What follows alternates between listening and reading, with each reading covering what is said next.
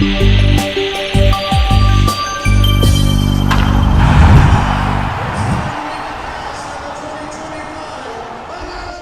in, friends, to Game 29 of the 2025 Banana Ball World Tour. It is a special edition of Big Tiger Friday as we bring you the third edition of Banana Fest. We raised the bar again tonight as the world record for most people wearing banana costumes at the same time will be shattered once again. Our last Banana Fest was a celebration of the Savannah Bananas' 7th birthday all the way back on the 2023 tour. D.R. Meadows was able to pull off his infamous backflip catch in the banana costume as the Nanners and Party Animals actually ended the game in an 8-8 tie after 3 rounds of showdowns. That was just over 2,500 fans in banana costumes who got to witness one of the 2 ties in Banana Ball history. But since then, we've abolished ties and added 1,000 seats to historic Grayson Stadium.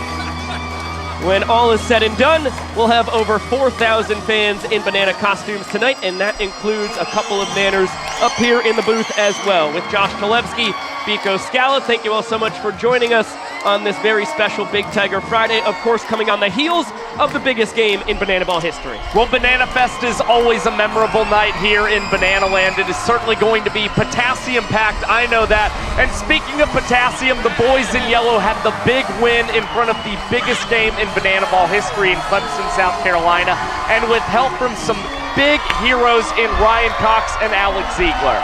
Speaking of those guys, Sam Bauman's got him right down on the field. Let's check in with SB.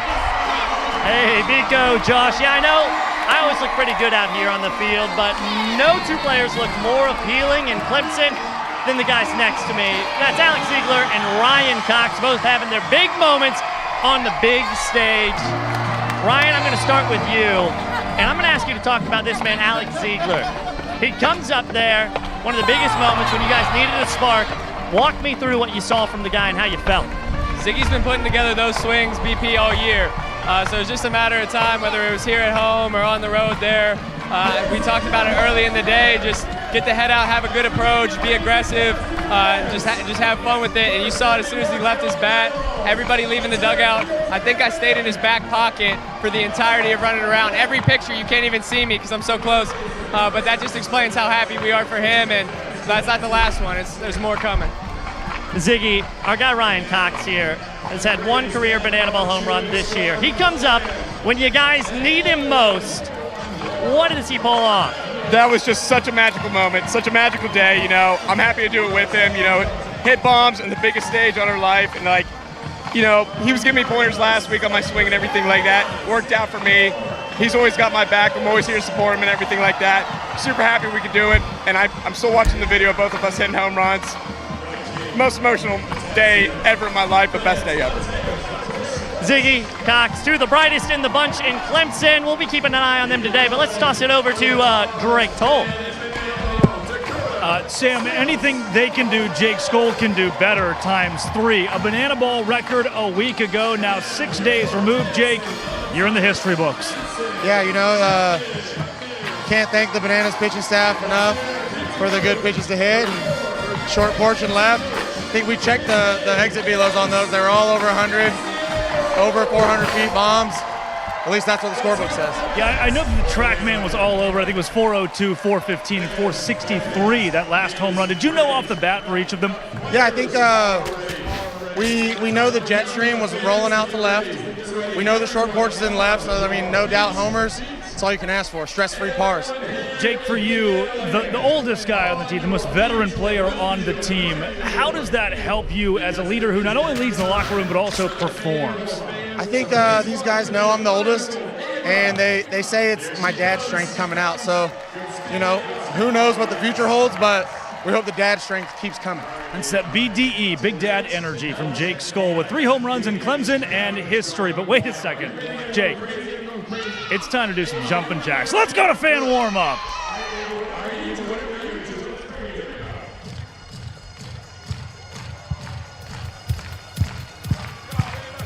Good job, Ava.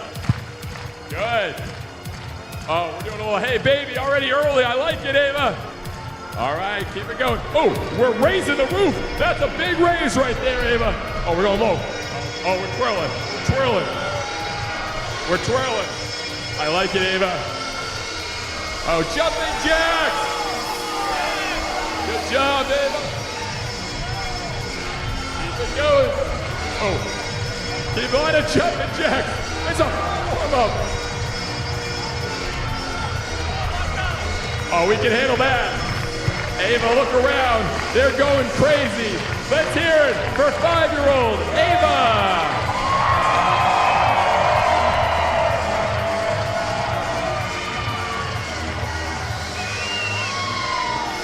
Unbelievable work from Ava. She is locked in, tapped in, coming off the field as well. Over 5,000 fans moving it and grooving it on this extra special night in Banana Land. And now we await Malachi Mitchell. Flash the Kid is going to hit us with the hype intro. The problem is, where the heck is Flash the Kid?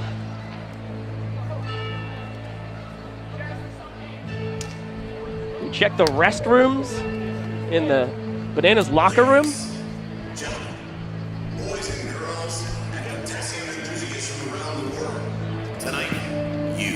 And thousands of your friends here live, and thousands more still watching at home on YouTube, have gathered here to witness something beyond your wildest imagination. From Montana to Savannah, from the Isle of Man to Tokyo, Japan, the Banana Maniacs come from across the globe to witness this. This is not baseball. This is the Crucible, where the fastest, hungriest, and most entertaining players are forged. This is a game of the fans, by the fans, and for the fans.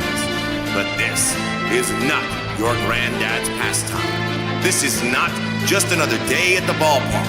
This game is baseball by birth, fruit by name, and an absolute worldwide phenomenon by the grace of God. This is the time for this capacity crowd to get on your feet and give me your voices. Because this is the greatest show in sports. Ladies and gentlemen, this is Banana Ball. It's time to meet the starting lineup for your Savannah Bananas. Leading off in center field, number 5, DR the Doc Meadow. Batting second to right fielder, number 2, Reese Superman Alexiadis. Batting third, the DH, number 19, Dan Ober. In the cleanup spot at shortstop, number 6, our glove magician, Ryan Cox. Batting fifth, the extra hitter, number 11, Correll Prime. In left field, number 15, we call him Robert Anthony Cruz. At first base, wearing number 3, Eric Jones. Behind the plate, numero uno, the captain, Bill Leroy. At third base, number 18, Danny Do-It-All Hosley. And at second base, number 8, he's our greatest showman, Jackson Olsen. On the mound for your Savannah Bananas tonight, number 24, Andy Archer. Your Savannah Bananas are managed by Tyler Gillum, assisted by Adam Virant, Eric Fox, and Reggie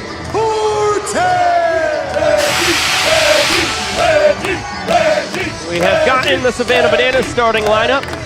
We will be able to give you the Party Animals starting lineup in just a little bit. Banana Fest 3.0. First pitch, about 5 minutes down the road. And before we get to this very special evening, it's always good to get a reminder on what we've got for the 11 rules of Banana Ball. The name of the game is Banana Ball, and this is the fastest, most entertaining game in sports. Rule number 1, win the inning, win the point. If you score the most runs in an inning, you get a point. The most points win the game. But in the last inning of Banana Ball, every run counts as a point. Rule number 2, there is a 2-hour time limit. No new inning can start when the clock hits 0. Rule number 3, if you step out of the batter's box, it is a strike. Rule number 4, no bunting. If you bunt, you're thrown out of the game. Rule number 5, batters can steal first. Rule number 6, no walks allowed. It becomes a ball for sprint until every position player touches the ball. Rule number 7, no mound visits. Nope. Rule number 8, if a fan catches a foul ball, it is an out. In Banana Ball, everything's in play, so you better be ready. Rule number 9, the showdown tiebreaker. If the game is tied at the end of 9 innings, or when time expires, it is pitcher versus hitter with one fielder, and the hitter has to score. Rule number 10, the Banana Ball challenge rule. You, the fans, have the opportunity to challenge a ruling on the field. Rule number 11, the golden batter rule. A team can send up any batter to hit in any spot in the lineup. This is guaranteeing the best possible matchup at the end of the game when it matters most. These are the official rules of Banana Ball.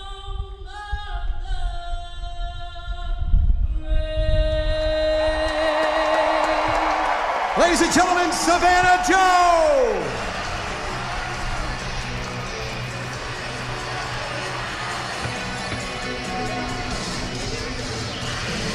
You are watching Game 29 of the 2025 Banana Ball World Tour.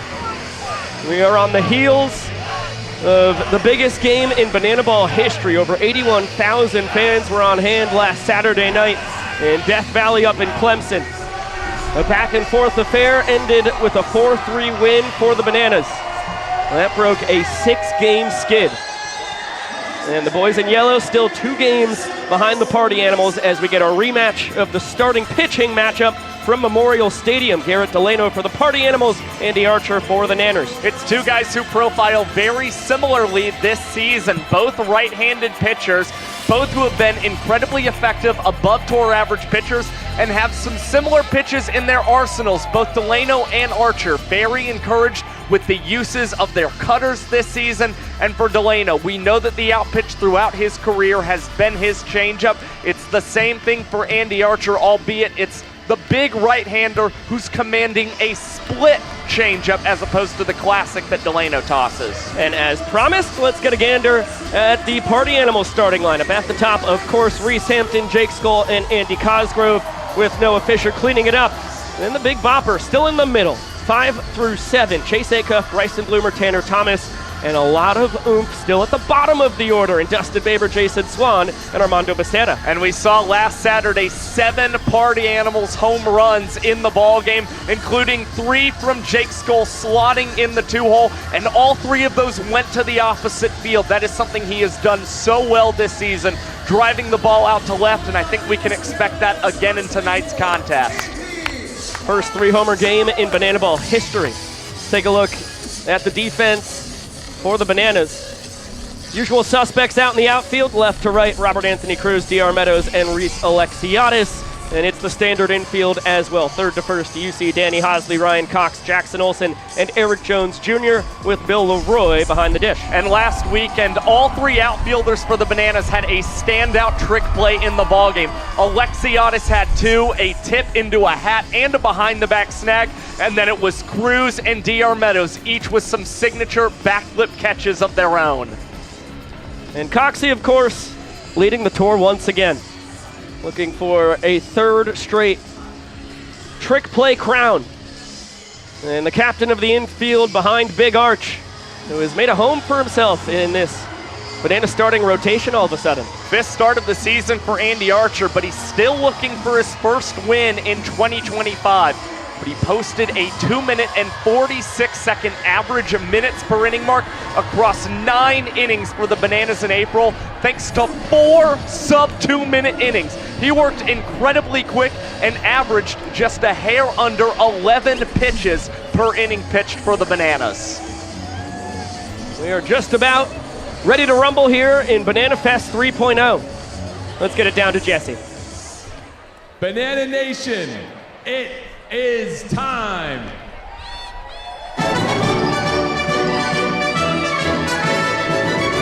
Ladies and gentlemen, it's Mickey Mouse. Hey there, everybody. Hiya, Jesse. Gee, sorry to interrupt you, pal. Mickey, what are you doing here? Well, gosh, I've been hearing all about Banana Ball, and I was wondering if I could get in on the fun. Well, we're getting ready to start the clock. Mickey, can you help with that? I thought you'd never ask. All right, fans, on 3, we're gonna say start the clock. Mickey, are you ready? You bet. Here we go. 1, 2, 3. Start the clock!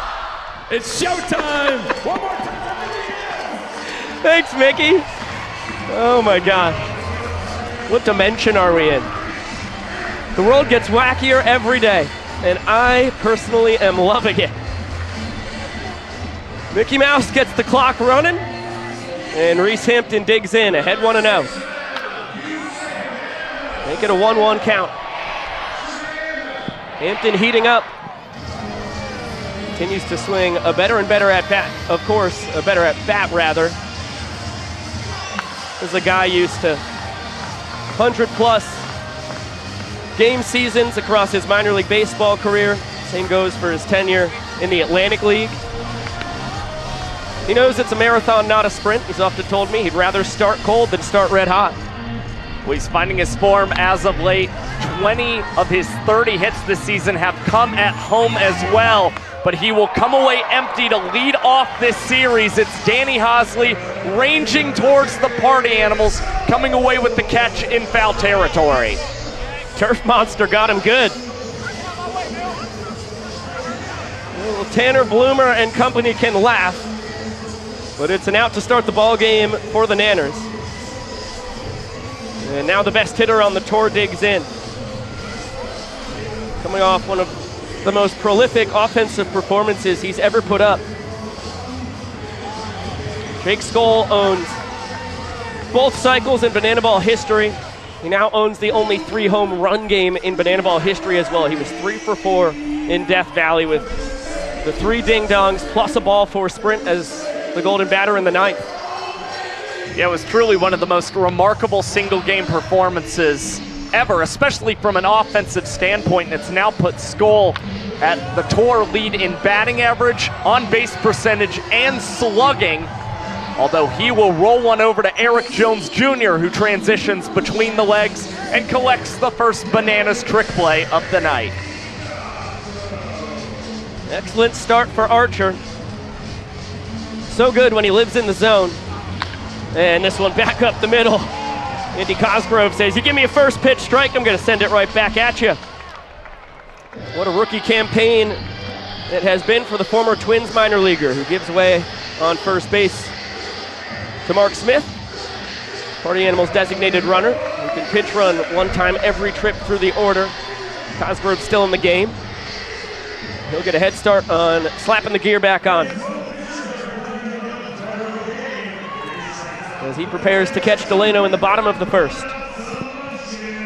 Now Noah Fisher trying to keep the 2-out rally going. Smashes that one, but a bit early. And an 0-2 count on tonight's Dunkin' Donut batter. If Fisher goes down on strikes, the full capacity crowd in Grayson gets free donuts. Yeah, tough time for Fisher to be the donut batter, considering he's batting 104 since March 15th when the Bananas and Party Animals battled in Raymond James Stadium. But Fish puts up a good battle, fouling off the 0-2 pitch from Archer. And a great fight right there.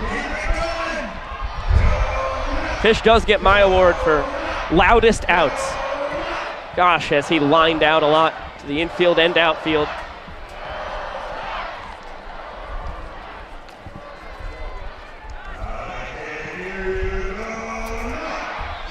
And finally a ball. Cutter misses wide.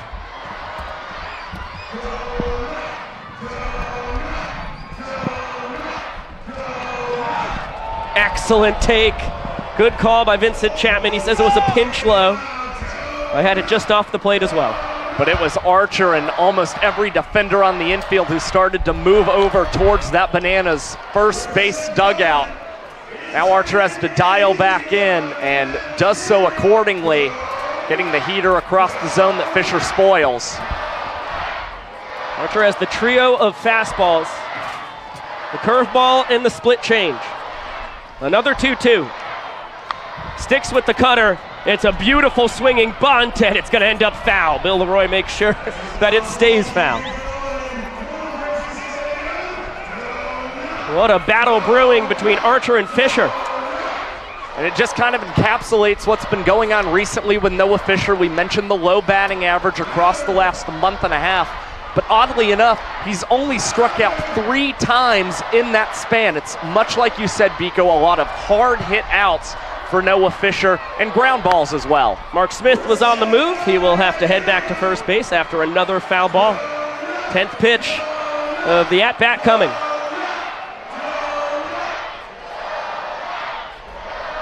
The fans still ravenous. What a take. The split changeup. Fish spits on it. He'll get an 11th offering from Archer.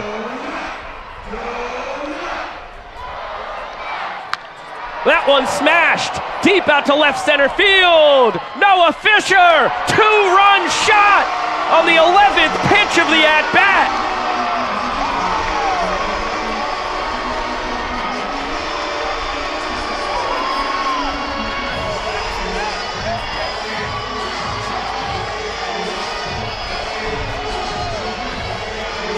Fisher says, "No donuts for you" to the crowd. We'll get it down to Drake Toll. Noah Fisher, no donuts for the people, and that wall's a little longer than 190. A little bit longer. I got into that one. I'm exhausted, I'll be honest with y'all. So I need to go and get some water, please. He's gonna go eat some donuts. Party on. Fish is certainly allowed a sweet treat after launching his third bomb of the tour. And what a piece of hitting. Chase Acuff serves the 2-0 right out on a hop to Reese Alexiadis. And now 3 straight 2-out hits for the Animals. Yeah, impressive stuff for the Party Animals, who enter tonight batting .293 in the first inning of play this season. And they've been even stronger when batting here in Grayson Stadium in the early stages. It is once again another home run in the first 3 innings for the boys in black and pink, and the first one for Noah Fisher since March 1st in Miami, Florida. And Archer, wow, that is a low strike. 2-1 count on Bryson Bloomer. And a bouncer just foul down the third baseline. 2 balls and 2 strikes. Bloomer having a superb third campaign as a Party Animal. Saw that .289 batting average, reaching base at a .400 clip. Acuff on the move, liner straight to Cox. A lot of loud contact for the Party Animals, all of it with 2 outs. And the big blast, a 2-run shot off the bat of Noah Fisher. That's why he still gets to hold down the cleanup spot, because you never know when he can become the best hitter in the sport. What comes after a pesky 11-pitch battle, and it was that last one where Fisher got the mistake from Andy Archer and did not miss it, as the Party Animals have a chance to claim point number 1 tonight. Garrett Delano always thrilled to get to start his night with a couple runs of insurance. If he only allows 1 run to the Bananas, Party Animals still claim the first point available. And Delano has been pretty darn sturdy, as per usual, here in his 4th World Tour with the Animals. Well, he's making his tour-leading 12th start tonight, owns a 1-1 record on tour, and posted a 2.84 earned run average in April, and his MPI has continued to drop as well as the season's progressed. Was 4 minutes and 51 seconds in February. He dropped that by a minute in March and posted a 3.5-minute MPI in the month of April. Let's feast our peepers on the Party Animals defense, left to right. It is Fisher, Hampton, and Skoll. Third to first in the infield, Bloomer, Acuff, Baber, and Swan, with Cosgrove, Delano's battery mate. And DR Meadows, always at the top of this Bananas lineup. How could you say no? The team leader in batting average and on-base percentage. And loves to hack at the first pitch. And Delano loves to fire first pitch strikes. See that 382 team leading average. We are reaching at a 456 clip.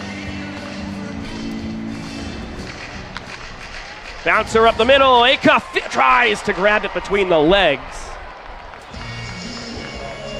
Gutsy first trick play attempt from Acuff. I think that was going to be tough to nab DR at first, even if he fielded it cleanly. I'm almost willing to give Meadows the hit as well. Got out of the box especially well.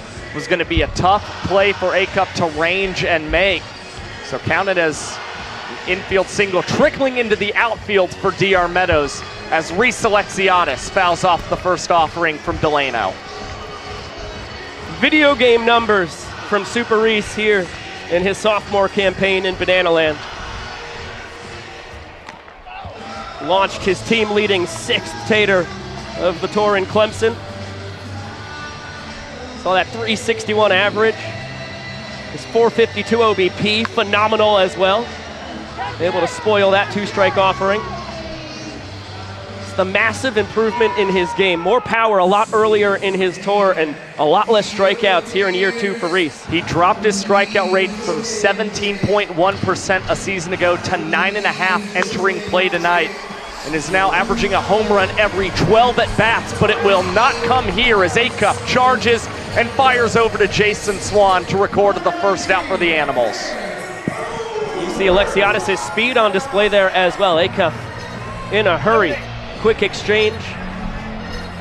Able to take care of the Nanners right fielder. Now the designated hitter, Dan Oberst, steps in. 7th year as a Nanner for Dan. Pitcher's pitch from one of his best buddies in the world, his jiu-jitsu sparring partner, Delano. Goes right back at him with the two-seamer. A smile from Oberst, another 0-2 count for Big D. Yeah, was looking to check his swing. Unfortunately, the breaking ball wound up grabbing just a bit of the wood on Oberst's bat, putting him behind as Delano delivers his 0-2, and Oberst will take this one out to the parking lot. Delano, a 5-pitch guy. Saw the 4-seam fastball right there. He's got a 2-seamer, a cutter, curve, and a changeup as well. In on the hands, another soft tapper. Acuff only has one play. He'll make it a trick play. Whipping it between the legs. 2 outs. Well, that seems to be the trend right now for Garrett Delano. All 3 of the first batters right-handed, and just about all of them have been jammed. Now, Meadows was able to reach on the infield single, but both Alexiadis and Oberst have rolled them over softly to chase Acuff at shortstop. Now it's up to the first lefty of the night for the Bananas, Ryan Cox, to extend this inning. The heater missing broke up a run of 10 straight strikes thrown from Delano. Now it's 2 straight balls. Clean up Coxie. A roll earned, as he has been red hot at the dish for the entirety of his 4th World Tour. Hitting .316, leading the team with his 12 walk-offs. Cox represents the inning tying run. Still his count. And the fastball misses. DR will score. Ryan Cox will not test the Party Animals sprint defense. They get it to all 7 fielders behind the pitcher and catcher in short order. Malachi Mitchell will pinch run, taking his turn as the inning tying run. And Correll Prime represents the inning winning run in the box. Good discipline from Ryan Cox. He's been one of the better Bananas when it comes to ball force sprint rate this season. And now Correll Prime up to the dish, who has 11 runs batted in 16 offensive starts this year for the Bananas. Delano back in the driver's seat, ahead 0-2. Look at the numbers for Prime. Terrific on his first full World Tour. Does not bite on the high cheese.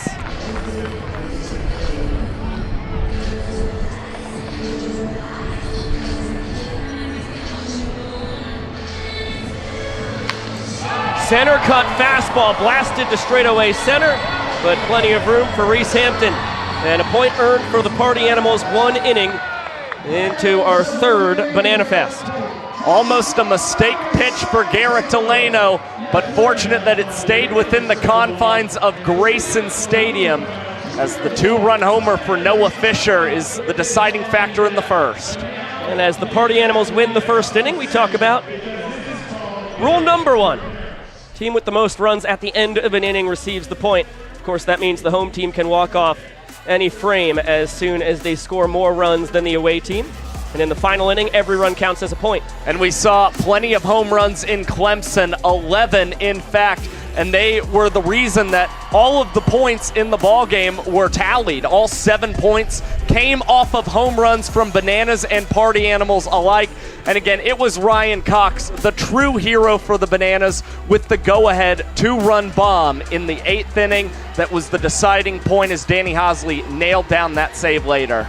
It was Alexiadis, Jones Jr., Ziegler, and Cox with the 4 walk-off homers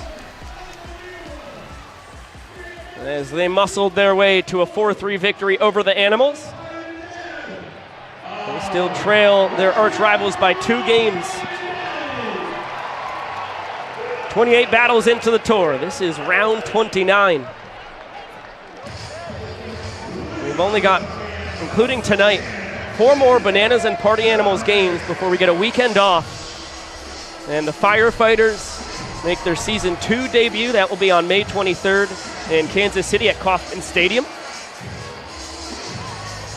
And on the following night, the Party Animals will battle the Tailgaters as the Tailgaters make their organizational debut May 24th in Albuquerque, New Mexico. Fastball behind the derriere of Tanner Thomas at 7, 8, and 9 for the Party Animals as they look to double their lead. Bill Leroy taking his time, getting back to the crouch. 2-0 count on Thomas. He had one of those Banana Ball record 11 home runs in Death Valley. Now 3 balls, no strikes. And swinging away, green light on the 3-0. Ahead 3-1 now. I think he was hoping to get a similar mistake to what we saw from Noah Fisher in the first inning. It's Thomas with 5 home runs this season already, and his single season record is 6. This one driven well. Out to center field. Meadows on the run. Watching it sail over the 16-foot wall. Thomas goes long bombs away for a second straight game. He sent that one out to the deepest part of the park. Nothing cheap about that. One of the most impressive home runs you will see in Grayson Stadium.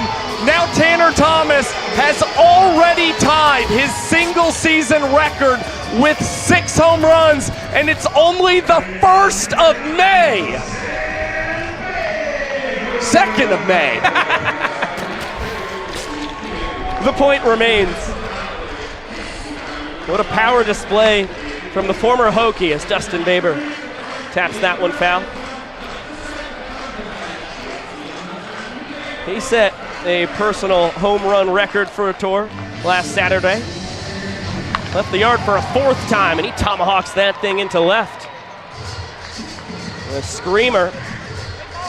And the Animals have been swinging the sticks very well against Archer early on in this ball game. Swanee now trying to keep the line moving. Well, all of a sudden it feels like the Party Animals have figured out something in Andy Archer's arsenal. One of his big agendas lately has been to try and become unpredictable to these batters and never have them really guessing what's coming in a certain count.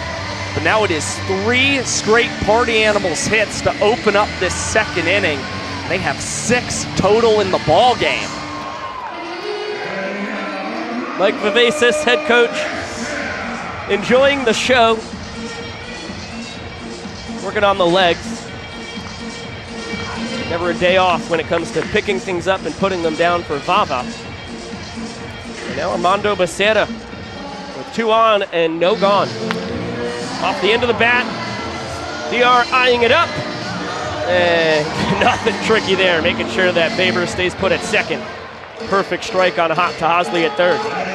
Well, he read the situation very well because Baber stayed glued to that second base bag, anticipating a backflip catch, I believe, with the launch angle off the bat of Armando Becerra. So DR decided to catch it the standard way to ensure the Party Animals couldn't possibly net a second run. Back to the top of the order. 2 balls, no strikes on Reese Hampton. Popped out in foul territory to start this thing an inning ago. And a bounder over to EJ. He will get the sure out at second. A fielder's choice, and now runners at the corners with 2 away.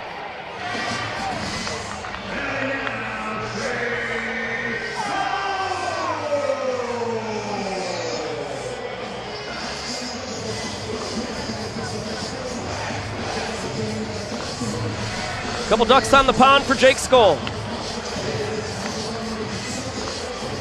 Grounded out his first time. And a tough matchup for Andy Archer, considering Skoll batting .467 against him on this year's World Tour with a pair of home runs.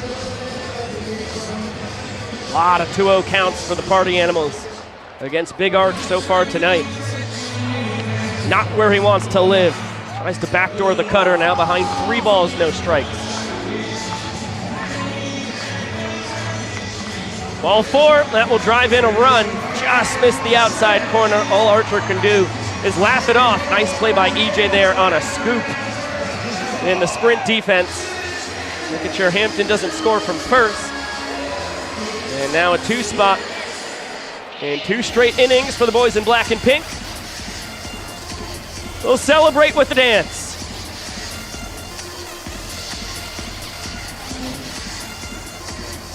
Well, one of the possible differences in this ball game and for Andy Archer right now is that this is probably the hottest game we've played in Savannah to date this season. Yeah. You never know if Archer may be battling sweat and the grip that he has on the banana ball, although we haven't really seen him go to that rosin bag behind the mound today. 77 degrees right now. Excellent stop by Leroy. That saves a run. But a steamy one this afternoon, and the Bananas practicing their entertainment and batting as well. Skoll got a tremendous jump, not a chance for Bill to gun him down at second. That's a dozen steals now for Skoll in only 13 tries, as Archer does jump ahead of Cosgrove.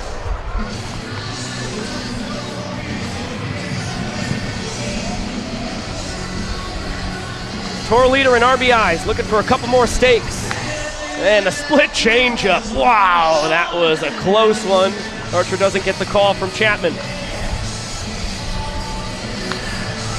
But does get soft contact from Cosgrove. Cox taking control, is going to tip it up and grab himself a tour leading 78th trick play. But another couple runs for the Animals, a great chance for them to earn another point. Back-to-back innings where the Party Animals net a pair of runs in the frame, but it'll end well for Ryan Cox. Let's get it on down to SB with Noah Fisher. Yeah, Biko, Josh, I don't know if you guys can see us from here. We're not 190 feet away. Maybe that's why we're a little confused today. 190 feet, the long walk out here, that's the same distance our left fielders had to travel to get to the outfield wall in Clemson last week, Greg.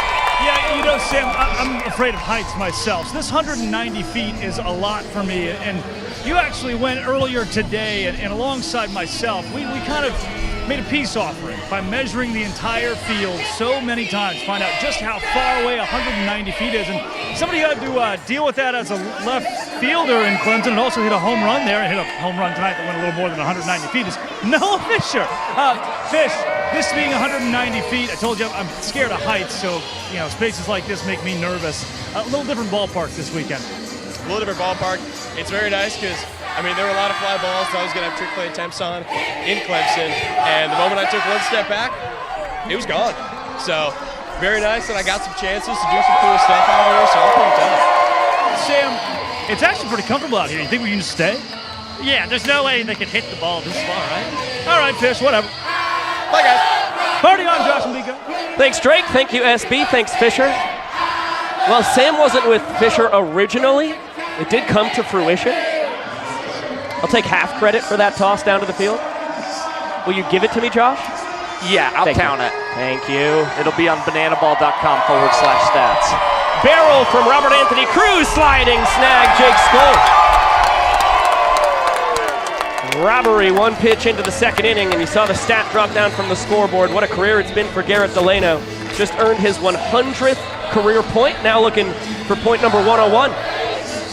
Well, he knows that his defense is backing him early in this contest. A laser beam off the bat of Cruz, but Jake Skoll with a sensational sliding grab in right field.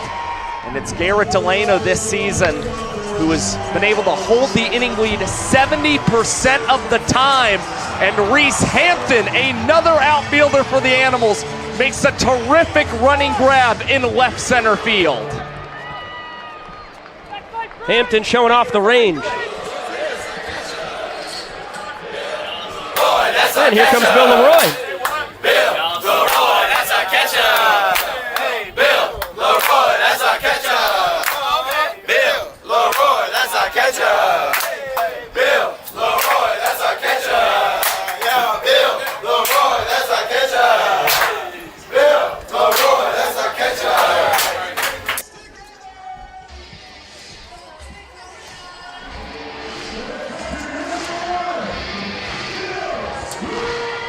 One walk up there from Bill Leroy. Brian Cox just delivered us a soft pretzel with cheese in the booth. Delicious.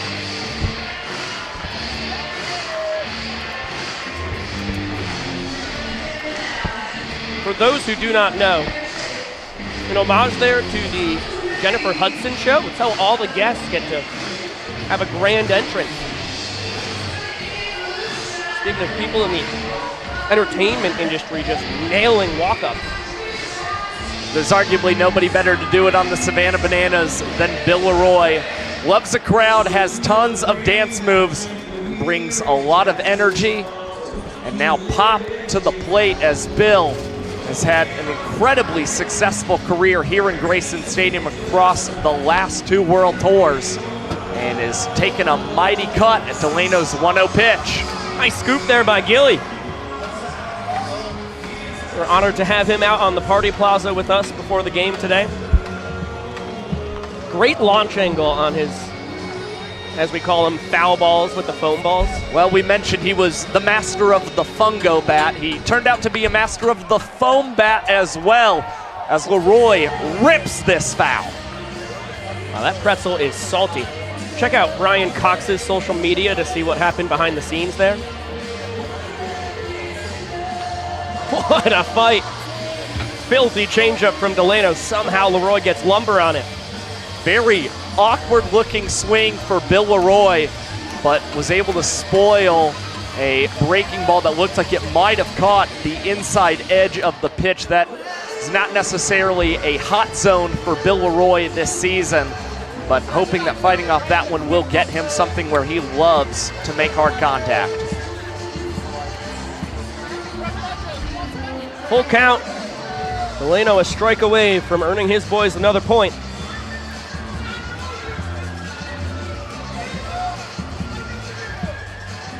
And the payoff, a strikeout for Delano, and a 2-0 lead for the Party Animals. 2 minutes and 21 seconds for Garrett Delano. The Bananas go 3 up, 3 down, and it's 777 picking up his first punch out of the night. The Banana Band blasting away out in the right field grandstand as we head to the third. Quick script, a better start for the Party Animals. They had their 6-game winning streak. Ended last Saturday night up in Death Valley in Clemson. Poised to start another streak here tonight.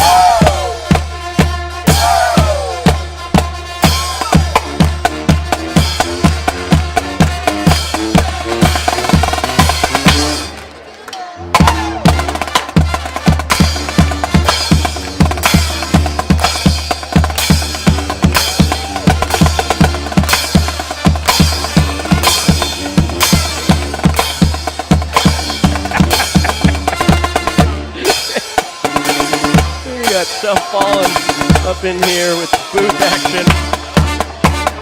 That is good stuff.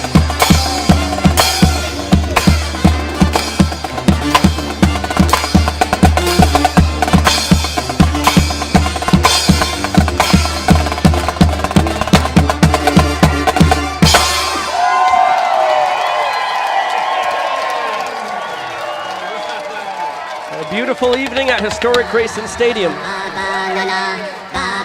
A lot of bananas.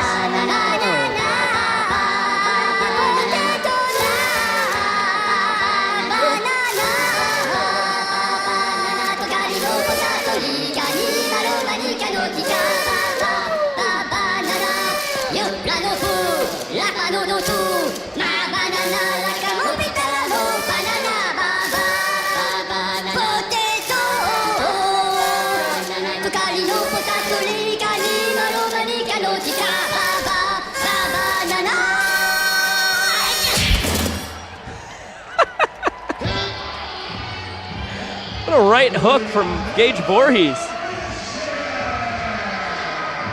Back to your regularly scheduled programming. Andy Archer sprinting back to the rubber. Sava continuing to pump some iron. And Fisher, who left the yard his first time, behind 0-1. Smashes that thing. Every foul ball in the 11-pitch battle that ended in the dinger for Fisher. Looked like Fisher was just ahead of it, scolded a bunch of them. The 2-2 count now. It's good to see the bat waking up for Noah Fisher. We know throughout his career he's been a little bit of a streaky player for the Party Animals, but if he's got that swagger and confidence back in the batter's box, it only makes this lineup even more dangerous. Two-seamer misses down and in. And another full count for Fish. We know how the last one ended. He continues to spoil two-strike offerings from Archer. It was an 11-pitch battle the first time up. Now Fisher about to get pitch number 8 from Archer. Fair down the third base line. Fisher a homer his first time. He adds a double to the ledger. And he's halfway to the cycle just like that. Well, what you can't forget about Noah Fisher is last season in Grayson Stadium, he became the first man to 12 total bases in a banana ball game, had 2 home runs, a pair of doubles as well. So we know he can get very dangerous when it comes to extra base hits. And now Chase Acuff skies this into center field. D.R. Meadows behind the back makes the catch and records trick play number 64 on his 2025 campaign. That pulls him within 1 of the man who hit him the ball. Acuff and Meadows jostling for second place in the trick play race. They each have 1 trick play so far tonight, as this one is wrapped through the 6-hole big stop sign for Fisher. Rack shows off the cannon. And Bloomer now 1 for 2 on the night. And for a third straight inning, multiple base runners for the Party Animals. It has been tough sledding so far for Archer. Yeah, this is just uncharacteristic for Andy Archer considering how well he pitched, especially last month. He only allowed 6 total hits to the Party Animals in April. He's allowed 8 to them tonight through 2 1/3 innings pitched. He checks on Bloomer, and he will do it again. A wise move. Bryson leading the tour with 15 steals. He's only been caught twice. There he goes. Look out, Tanner Thomas. That's going to be a tour-leading 16th swiped bag for the Boomer. And now both runners in scoring position. A 2-0 count on Tanner Thomas. Broken bat. Olsen's going to come home with it. Not in time. Fisher a belly flop across the dish. And another run driven in for Tanner Thomas. The bat dies happy. It's a really tough decision you have to make as a defender. And Jackson Olsen, not one that I'm sure he is proud of now, especially when you see a guy struggling immensely. Makes a little more sense to go to first and collect a shore out. But now the Party Animals have a run in the inning, and the boys, Harlem shaking in the home grandstands. An oldie but a goodie.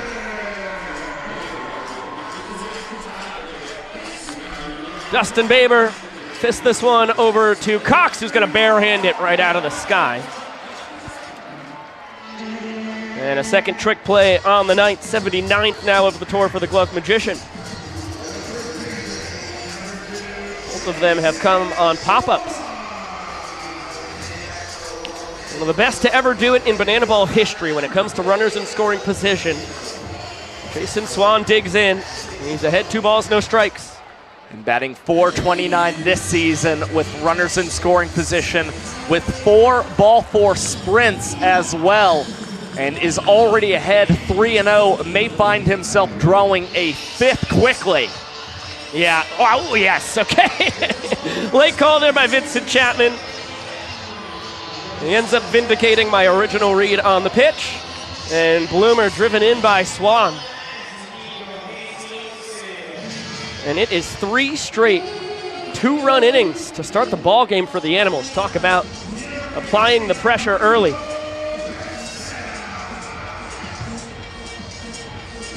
Just another stupendous tour from Jason Swan. 14th ball 4 sprint. He's only struck out 3 times. Come on! Yeah, and drawing sprints in 15.5% of his total plate appearances this season.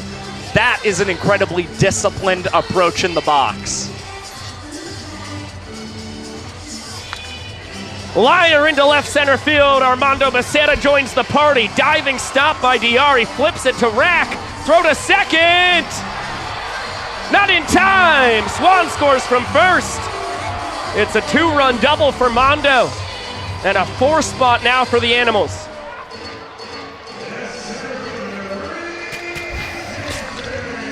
Well, it was a great attempt from DR Meadows to flip the ball up to Robert Anthony Cruz to try and throw into second base quickly, but the speed of Becerra beats the banana ball. And now the Party Animals with 4 runs in the frame as Hampton flies out to Reese Alexiadis in right field. Party Animals up 4 in the inning, and now we go down to the field for our Bananas Foster family of the night. Ladies and gentlemen, at this time, please welcome to the field, Tori Bryety. Across the United States, there are over 400,000 children and teens in foster care without a permanent home. To raise awareness and support communities, we created Bananas Foster, the official nonprofit of Banana Ball. Our organization is dedicated to celebrating those in the foster care community while educating and inspiring others to get involved. Tonight, we are celebrating the Sewell family. Chris and Faith began their foster care journey by taking in their nephew through kinship care. They continue to foster, and since 2016 have welcomed 13 children and teens into their home. Fans, please join us in celebrating this amazing family for making a difference right here in your community.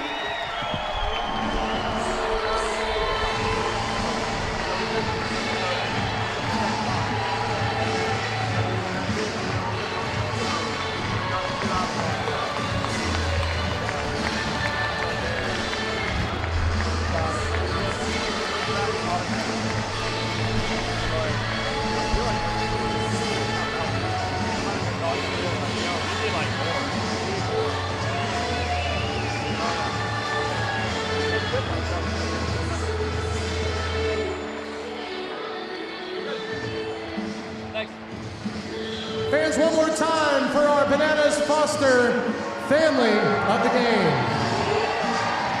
For more information about Bananas Foster, you can scan the QR code on that big board or text BANANAS to 50155 and show your support. Thank you. Always a beautiful moment when we get to honor the superheroes making a massive difference in the foster care community. Another well-deserved shout out for Chris and Faith. And the wonderful Sewell family. Looks like the turf monster got one of the kids on the way out. Good recovery though. Showing toughness and grit. Still posing for the picture as Delano looks to earn a third straight point for the Party Animals. Came after Osley, now it's coming after the kids. What is going on tonight? When will the carnage end? My goodness. Well, speaking of Garrett Delano for the Party Animals, up 4 runs in this inning. Oftentimes you'll hear Delano sometimes complain, other times joke about the lack of run support that he'll receive from the Party Animals. He's already gotten 8 runs tonight, and they've got a plethora of opportunities for trick plays as Bryson Bloomer has this ground ball up the bat of Danny Hosley, a ricochet off of his glove, and there'll be an error for the Boomer to start this bottom of the third. Yeah, you can tell there, Bryson, the way he was picking up that right leg. He was thinking about bouncing it between the legs. Couldn't get that far, so it goes in the book as an E5 instead of a trick play missed. And now the fans, a chance to grab a point for the Party Animals. They do! That kid comes up in the clutch to take care of Jackson Olsen. Well, this has been a brutal third inning for Jackson Olsen, the throw home where a run scored for the Party Animals. And now the first swing he takes on his night, it winds up a foul out to a fan and the 22nd caught here in 2025. Only the second time it's happened here at home. The Nanners order flips on its head. Here's the doctor once again. Started his night with a single.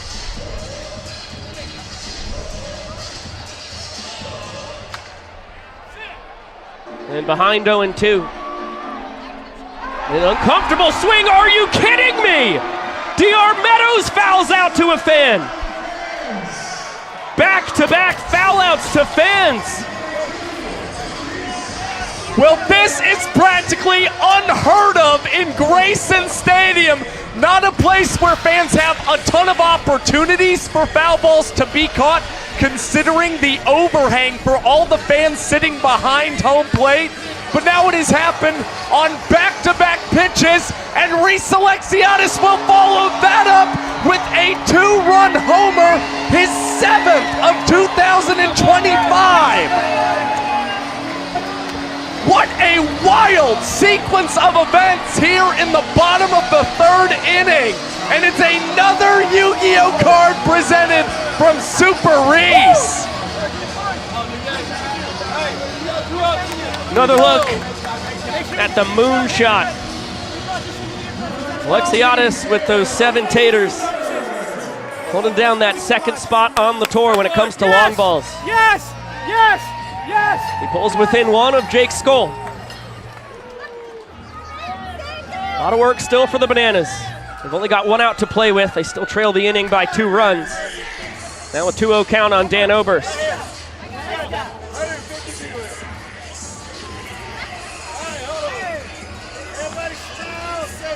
How about Reese Alexiadis? Came into Banana Land with such high expectations after earning Pioneer League MVP honors in 2023. This one is fouled away. Can the fans do it again for Delano? No. Another life for Oberst. Well, we mentioned the dramatic drop in Reese Alexiadis' strikeout rate this season. I mean, the other big difference is he was averaging a home run every 38 at-bats a season ago. Now he's averaging a home run every 12 and a half at-bats this season.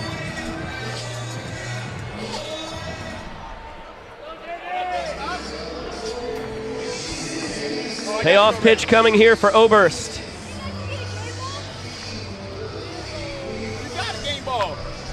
He fights it off.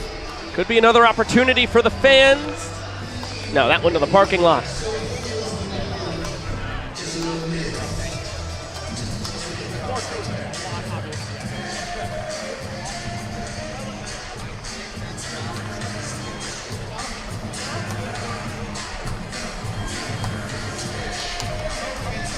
Delano finally on the same page with Cosgrove.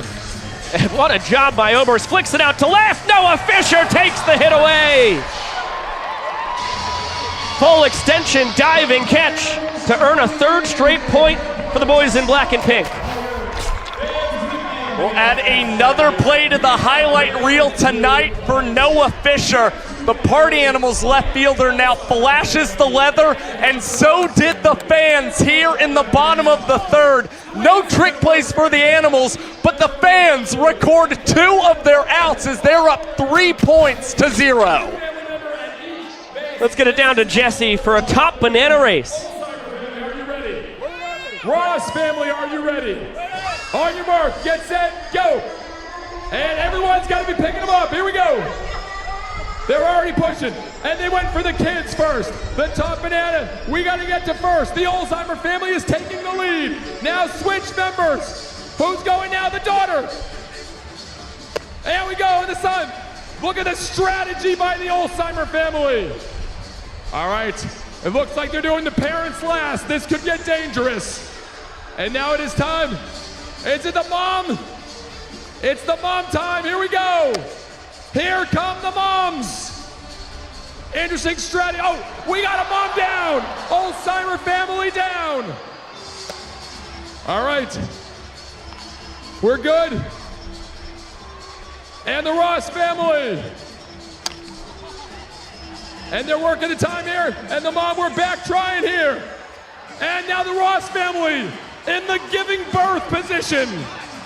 I've never seen this before. Oh, mom down. And the finish line is getting closer. Here comes the Ross family. It's coming down to the end. The slowest top banana race. There we go. And fans, the first and last time we will ever do that promotion. There you have it, the top banana. I'm calling that 8 more victims claimed by the turf monster. Up to 10 in total already tonight as we start the 4th inning. Hall of Fame numbers. Cowboy Kyle Lewigs, the new man on the mound for the Bananas, comes in to face the Big Boppers. 2, 3, and 4 for the Party Animals. A fastball high to Jake Skoll with Andy Cosgrove on deck. Noah Fisher lurking in the hole with his homer and double already tonight. And welcome back, Cowboy Kyle. Over a month on the IL with the torn meniscus, and he comes back in style. Throws one pitch. He's already dancing. The kids are running across the field while the pitch is being thrown. That's got to be a hazard. Kyle can't even believe it. I don't even think the other Bananas on the field can either right now. It's a new record for most fielders for a pitch in Banana Ball history. What is happening? That's what Kyle's wondering as well.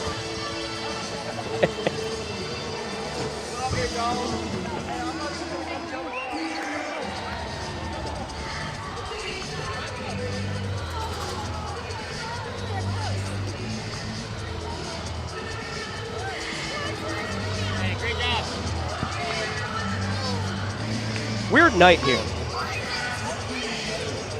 Just something in the air, man. It's gonna be May. Jake Skoll pops this one. Foul territory. Bill Leroy trying to make a sliding barehanded catch. Comes up empty. Danny Hosley had to hurdle the set of weights that Vava's got out coaching third base. Holy moly. Gutsy move going for the bare hand by Bill. Not only had to hurdle the weights, but then had to hurdle Bill Leroy as they were both closing in on that banana ball. And Kyle has only thrown 4 pitches since returning for the first time since March 15th. And we have just seen a couple of wacky scenarios happen in a very short span. Payoff coming to Skull. Beautiful bender. Cowboy Kyle breaks out the deuce. And returning in style, I'd say the oddest at bat of the tour thus far, Lewis comes out on top against the best hitter on the tour. Took a little something off on the payoff pitch, buried it in the dirt. And this is something that has been really nice to see from Cowboy Kyle in 2025 before he went down with the torn meniscus. He was striking out 16% of the batters he's faced this season. And that slider was nasty as Cosgrove couldn't make any contact. Andy not fooled on a second straight offering, ahead 2-1.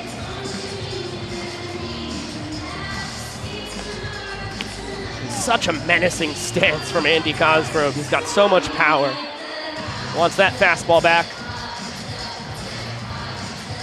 2-2. Really impressive watching him take batting practice. Didn't square one up. He said, I'll follow it up with a homer. Sent it over the left field landing on the very next swing.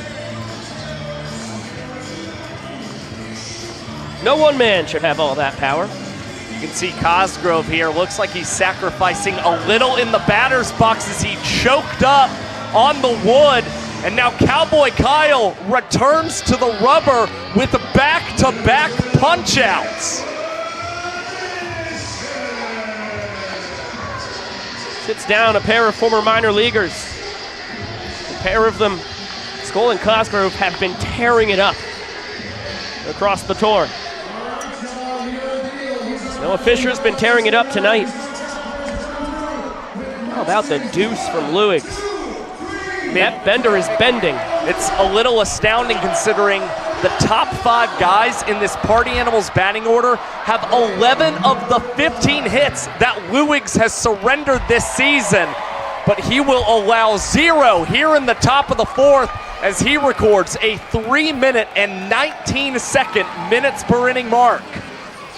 And a well-deserved big hug from Andy Archer at its conclusion. There's the strikeout of Skull. Here's the strikeout of Cosgrove. And Cowboy Kyle, a big thank you to our athletic training staff. Francis Gilbert, Casey Carlson and company took good care of our 8-year banana. And boy, he is back and better than ever.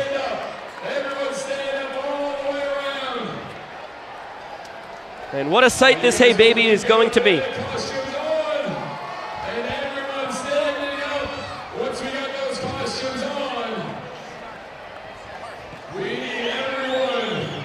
To put your hands up in the air. Hands up in the air all the way around.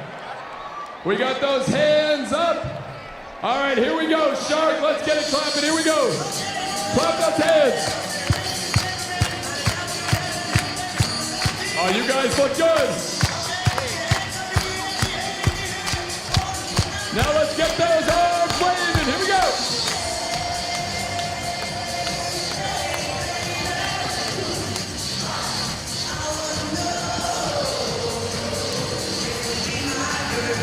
Keep it going. Get those hands up.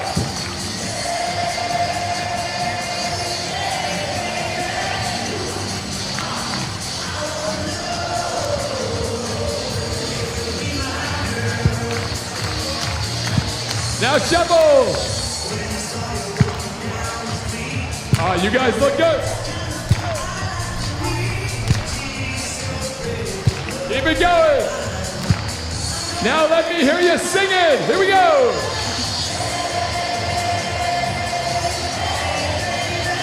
Ooh, ah.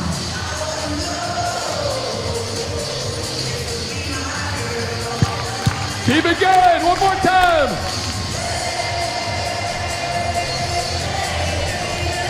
Ooh, ah.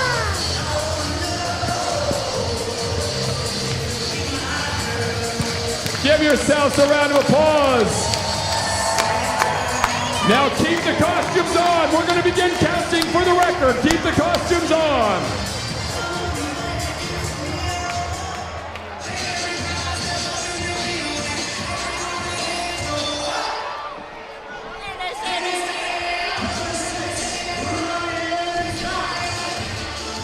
Ryan Cox, Carell Prime, and Robert Anthony Cruz due to swing it in the bottom of the 4th. The Bananas finally get a 0 from their pitching staff. Party Animals put up 8 runs across 4 innings against Andy Archer. And Cowboy Kyle came on in and said, hey, it's this easy. Strikeout, strikeout, flyout. That could be what turns around the ball game for the Bananas. Ryan Cox, an excellent man to lead off the frame, already has the sprint against Garrett Delano tonight. And you know, he's such a good battler. Could possibly see something similar to what Noah Fisher's done tonight, waiting and battling until you get the right mistake pitch.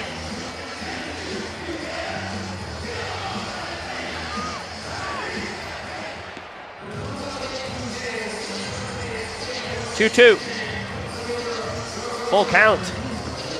The Bananas have been able to push 3 runs across against Delano, 2 of them earned.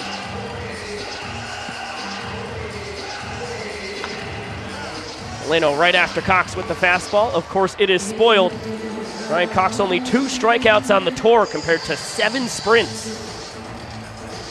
And again, he's not a guy who hits for a lot of power, but the reason the Bananas put him in the cleanup spot is because he battles, and he has great numbers against Garrett Delano this season.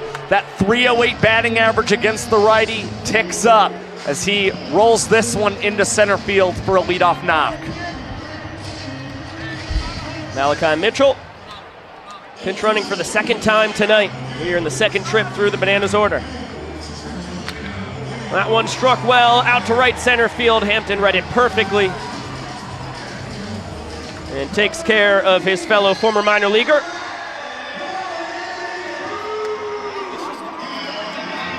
Now another former farmhand steps in. Rack, of course, represented the Washington Nationals. It is well documented. He blasted a ball straight to a sliding Jake Skoll his first time in right. Well, we saw him tag a ball pretty well to right field, robbed of a hit from Jake Skoll. Gives you a reason to wonder if Rack can snap a 10-game homerless streak for the Savannah Bananas. As you saw the mighty cut on the changeup, Rack couldn't make any contact.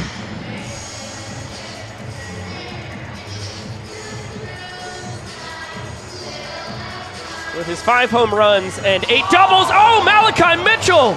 Fooled by Jason Swan. He was back safe on the pickoff, then he got off the bag and was tagged out. Must have thought the ball got away from Swan. It was almost like Flash, just to mess with Jason Swan, was trying to deke him, have a little fun with him. Swanee was no nonsense there, immediately placed the tag and wasn't even ready to throw the ball back to Garrett Delano.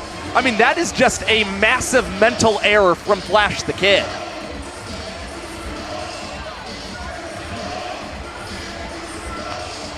He's explaining to Toy Moyer and his teammates what the heck happened over there. Heads up play by Swanee. Just like that, Delano a strike away from putting up a goose egg.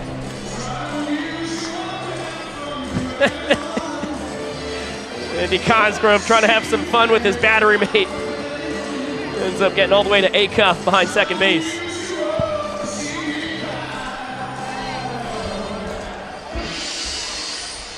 There's the changeup that has already gotten Cruz a handful of times this year. Able to get a piece of it this time, though.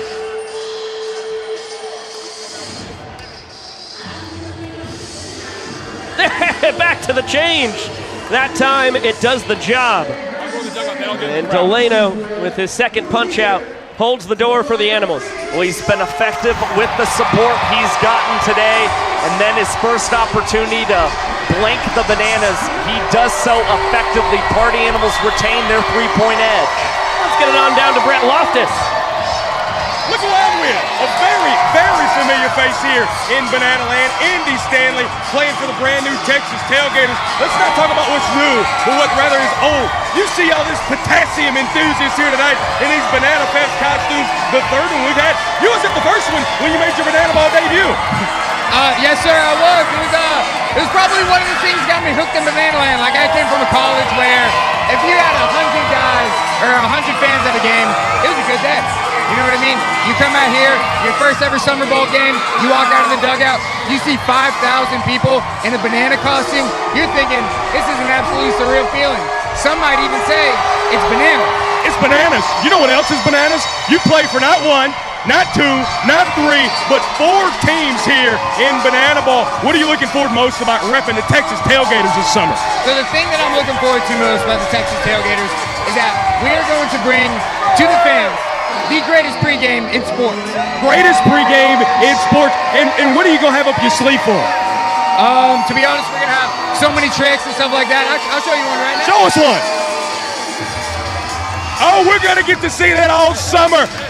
May the 24th, we're going to see in Albuquerque and see the Tailgaters and Indy Stanley make their debut. Back up to y'all in the booth. Thank you so much, Brett. Appreciate the time and the flipping display, Indiana Stanley. And we welcome Cowboy Kyle Lewis into the broadcast. That is a deep drive from Chase Acuff. Robert Anthony Cruz to the track, pulling it in. Never a doubt, Kyle. I couldn't see the ball, honestly. It looked high off the bat, but I lost it. It's like twilight out here. That was an absolutely electric interview for Brett. That guy he's so good. My ears are ringing. Now, Kyle, I'm curious, what on earth happened during your 4-1-1 pitch, and then with all of those kids running behind you on the field? I'm not sure we just let anybody run on the field nowadays. I can't believe that they did that in banana costumes, because I feel like it's probably hard to see the yellow ball. Bill, it's you. I don't want it. I don't want it. I don't want it. I don't want it. Hosley making the call and a basket catch. No part of that. Hey, you know what you're out there for. Yeah, I'm here to, shake my hips, throw a couple sliders, throw a couple fastballs. We're off to a fast start. We already got 2 outs. 5 up, 5 down for you, man. Feels pretty good. I feel like a new man. 1 minute and 26 seconds in, Kyle. Thanks for letting me know that, Josh. Try and get a strikeout here for you guys. You guys got a celly you want me to do if I can punch him out? Can you do the worm on this repaired meniscus? I'm not sure. I haven't tried it yet, but I feel like I'm cleared for just about everything. So. Francis wouldn't let you play tennis against me the other day, though. It's actually because I'm just scared of you. Oh, okay, it wasn't Francis's fault at all. That's going to be a bouncer off the left field wall. Tanner Thomas swinging a good bat tonight. He's already driven in 2. Homered his first time. Yeah, that was a good swing. Can't get behind in the count. Uh-oh, boys, it's beer time. Dustin Baber has been ferocious after chugging the beers this year. What do you think how should we attack him? Kind of like a fastball, maybe middle in. I was thinking slider here, Kyle, I'll be honest. Well, can you guys figure it out up there and get on the same page? Yeah, I still feel good about the heat myself. You want to give him the 0-1 ball, Kyle? You go for it, man. I'm gonna let Bill decide our fate here. All right, let us know what he tells you. It's been like a month since I faced Baber, so I feel like I've got that going for me. Month and a half. Bill wants the slider. That was disgusting. Well, that was a good choice. Love you, boys. Love you too, Kyle. Great work tonight, my friend. Oh, yeah. There it is, Kyle. Give him the old moves. I didn't get the strikeout, so I'm not going to do the worm. I'll save that for next week. That's okay. That's a nice 1, 2, 3, 4. And that is a nice between-the-legs transition for Ryan Cox to end a 2-minute and 16-second inning. Let's get it on down for some grandma scoring sellies. And celebrate, and at the end, I'm gonna hover hands over heads, and you guys are gonna decide who wins, all right? So we'll start with Miss Lauren, actually, all right? Miss Lauren, can you please tell the audience how young you are? I'm 39. 39, ooh, 39 and fine, baby. Let's see you celebrate, let's go. Okay, she's pushing it, hands in the air, she's going. Oh, she's shaking it, earthquaking it, okay. Oh, wow, Lauren, that's great. Okay, Lauren, you stay right over there, baby. All right, next up we have Miss Karen. Karen, how young are you? 68 years. 68 years, baby. Let's see how you celebrate. Let's go. Here we go. Okay. She's moving. She has on Crocs, by the way. This is the celebratory Croc edition. Oh, she's going great. Okay, okay. And last but not least, we have Miss Caroline, baby. Kathleen, how young are you? 69, doing fine. 69, doing fine. Kathleen, go ahead and dance, baby. We're going, okay. She's shaking it in sandals, wow. Let's see something, okay, okay. Hey, hey, okay, she's surfing it. She's, she's shaking it with Vincent. Okay, okay, enough. Guys, do you think Karen won? Do you think Lauren won? Or do you think Kathleen won? Kathleen is our dancing celebratory winner. Here we go, guys. Let's go, ladies. I can't wait till you're old enough to dance in one of those, Biko. In a grandma scoring celebration? Yes. Wow. My life's gonna take some turns if that's where I end up at that age. 6'5" southpaw Peter Holden was patiently waiting for the grandmas to stop celebrating. Now faces Eric Jones Jr. And one pitch in, as one popped into foul territory. Bryson Bloomer making the call and the catch. It's outing number 14 for Pistol Pete this season, and the last time he threw just a 1 minute and 6 second inning here in Grayson Stadium on the 17th of April, tied for the 11th fastest frame in Banana Ball's history.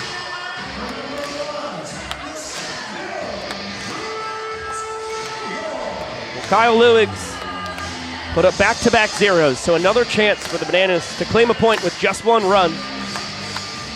And Leroy swinging at the first pitch. Can't bring the offense to earn the point for his fellow 8-year Banana. Skulls got himself a tip drill trick play with Baber coming away with out number 2. Yep, nice and easy for Jake Skull to Dustin Baber.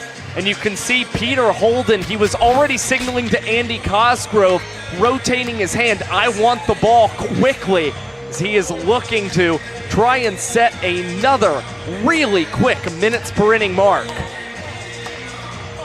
Pistol Pete finding his stride. A ball and a strike here on Danny Hosley. Announcement for the record. That one just misses the inside corner. We just saw the 600th total trick play on the tour.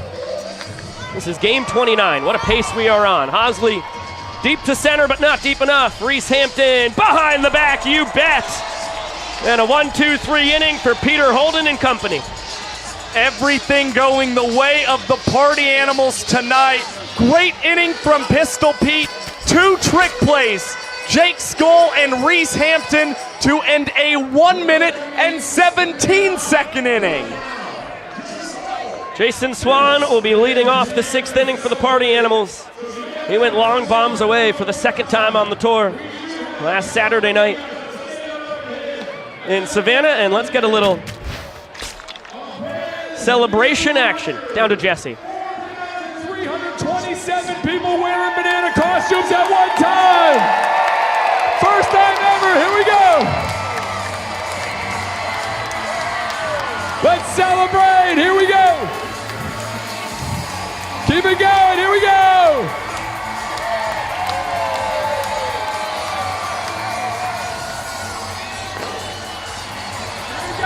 Celebrate, here we go, new record.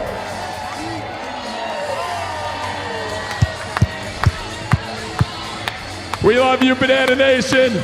Greatest Banana Fest ever. Now let's go, Bananas! I was wondering what we were celebrating. Celebrating a new world record. How about that? And here comes Jason Swan. I beg your pardon, that was his first home run on the tour. That we just witnessed from last Saturday in Death Valley. That's after he put a pair out last year. This is tour number 3 for Swanee. Just gets better and better every year. And that home run in Clemson for Jason Swan was his first dinger since March 9th in Houston, Texas. when he collected the home run against 7-time Cy Young Award winner Roger Clemens. Kyle Lewig's got a third inning of relief and quickly ahead of Swan 0-2. It is 9-10 and 1 in the order due to swing it. Becerra and Hampton due after Swanee.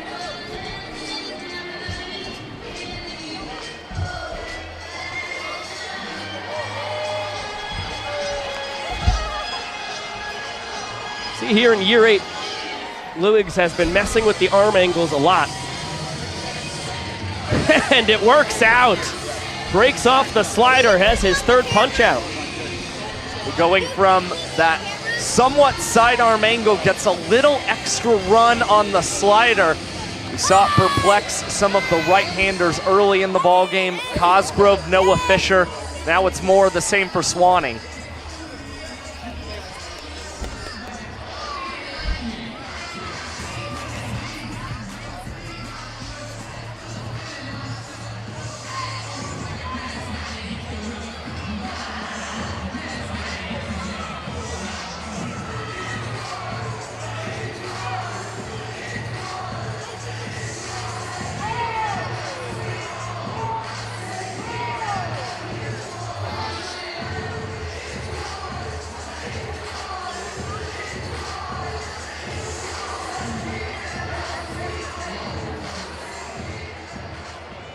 How about Salvador Jacobo?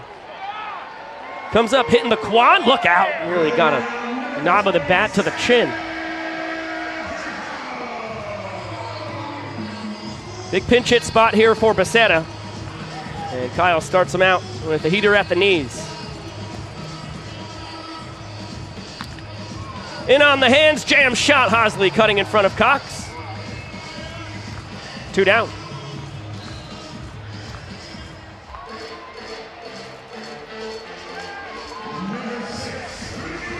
Back to the top of the order we go. The only party animal that Lewis has not faced so far. He's retired 8 of the 9 he's gone up against. Trying to add Hampton to the ledger. So far, Tanner Thomas, the only man to reach at that 2-out double in the 5th. Well, the way in which Cowboy Kyle is pitched, coming back from injury, there's already reason to wonder if the Bananas possibly slot him into the rotation come Nashville or possibly the series after that in Kansas City.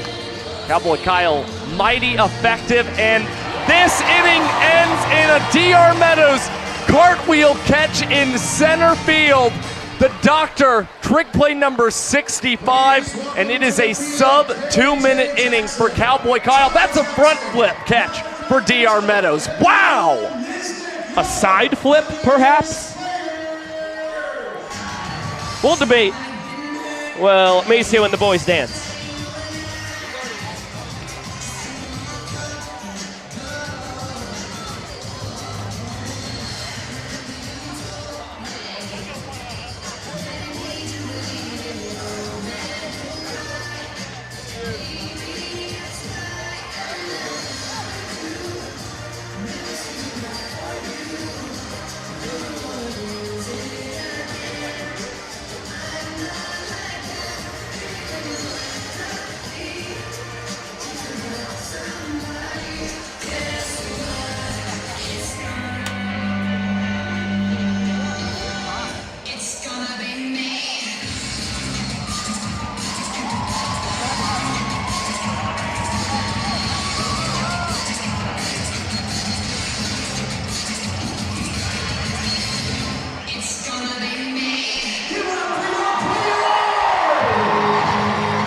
Heck of a job from Maceo, Ty, KJ, Flash, and Niz.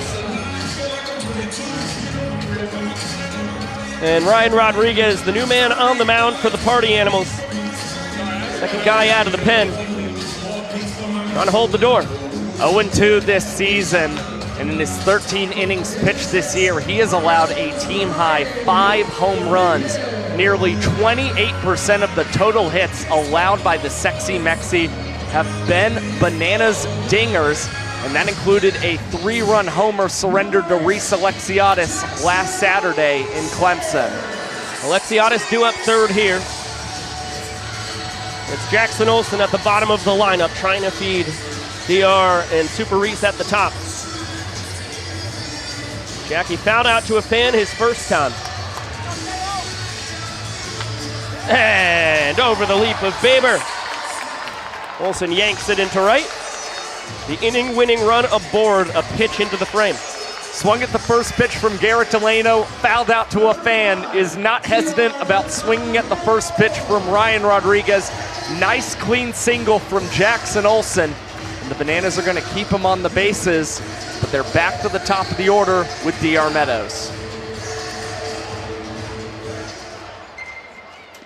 Rodriguez is bringing in Acuff, Faber, and Hampton for a choreographed dance.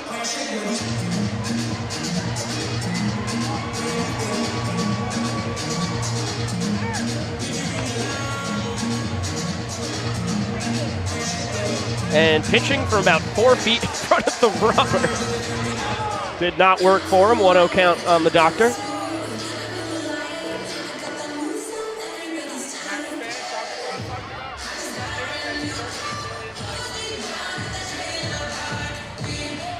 Two balls, no strikes. Things could get dangerous here quick. Make it 3-0. Yeah, that one below the knees. 4 straight bad ones to DR. Olsen on his horse. Good sprint defense by the Party Animals are going to prevent him from scoring. But the inning-winning run 90 feet away with no outs. And the dangerous Reese Alexiadis coming to the dish. And you know that the home run that Alexiadis had in Clemson is still looming large in the mound of Ryan Rodriguez. Party Animals are trying to adjust here in the inning as they've brought Reese Hampton in as an extra infielder positioned very close to the second base bag up the middle. Alexiadis did go around on the slider, so a ball and a strike. And a 2-run shot his last time. And fouls that off himself. It was part of a losing effort, though, for the Bananas in the 3rd inning. But on the home run, another Yu-Gi-Oh card shown off. This time, Exodia the Forbidden One. As DR takes off, the throw to Hampton into center field. And it's going to walk it off for the Bananas on an error from Cosgrove. Olsen is mobbed. A dog pile around home plate. And it looks like Sam Bauman's here with a question for him. Savannah Bananas, you've just walked off the 6th inning. What are you going to do next? We're going to Disneyland! We are going to Disneyland on May 28th for Savannah Bananas Day. It's a dream come true. Mickey, anything else? See ya real soon. We'll see you soon, Banana Nation. Savannah Bananas Day at Disneyland. Well, breaking news right there. The Savannah Bananas will be taking over Disneyland in Anaheim, California. So we get another look at the walk-off for the Bananas. That one will be credited to DR for initiating the steal that wins the inning. And we've got Bananaland at Sea Round 2 coming to you in 2026. It is 80% sold out as we speak right now.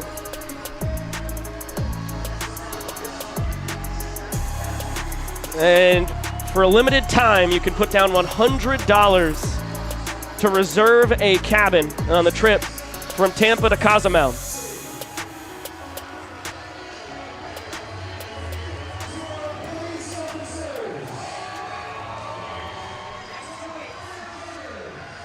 In the next 2 weeks, we will be announcing another wave of events and experiences. And they, of course, will be unique to Bananaland at Sea. It's going to be a special trip.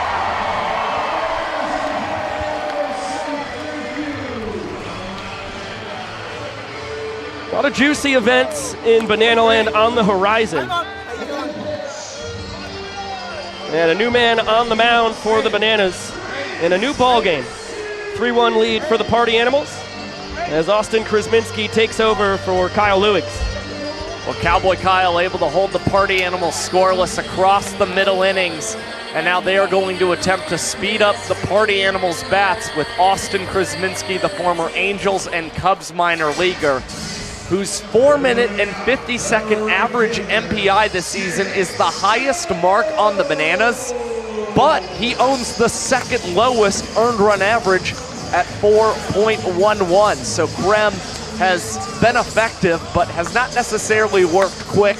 He is looking to blend the best of both worlds here tonight, as he is not allowed a ball four sprint in each of his last 3 appearances.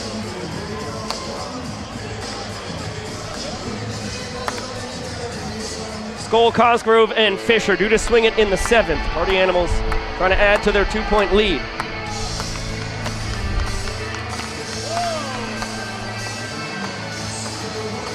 This is a power on power matchup. Krasminski, one of the harder throwers in Banana Land. Sits 91 to 93, can touch 95 with the fastball, works in an excellent slider and changeup as well. And of course, Skoll, the power goes without saying, leading the tour with his 8 home runs. Krem has only allowed 2 home runs throughout his Banana Ball career.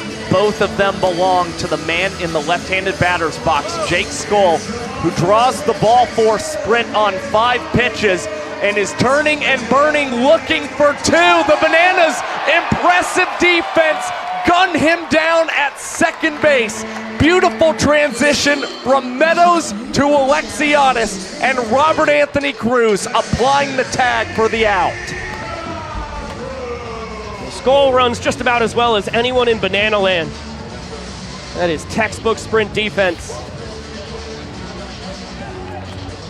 Limiting him to just 1 base on the sprint, taking him off the base pads. And for guys like Cox, Meadows, Olsen, who have been here since the 2023 tour, they know in the later stages of ball games as well, Skoll is even more aggressive trying to get into scoring position.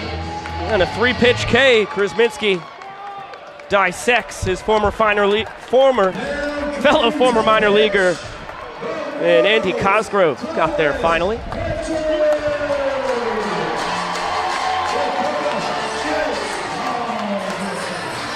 And a very odd and quick outing for Krem.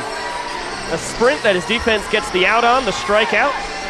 Now he tosses the ball up to the tallest athlete in the world. Dakota Stiltz Albritton takes over with 2 down and no one aboard here in the top of the 7th inning. The 18th time Stiltz enters to sling the Banana Ball.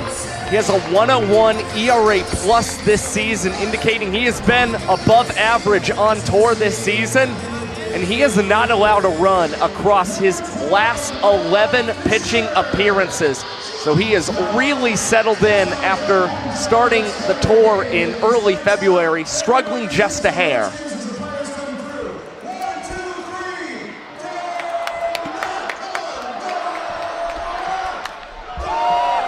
Noah Fisher, a sky-scraping solo home run.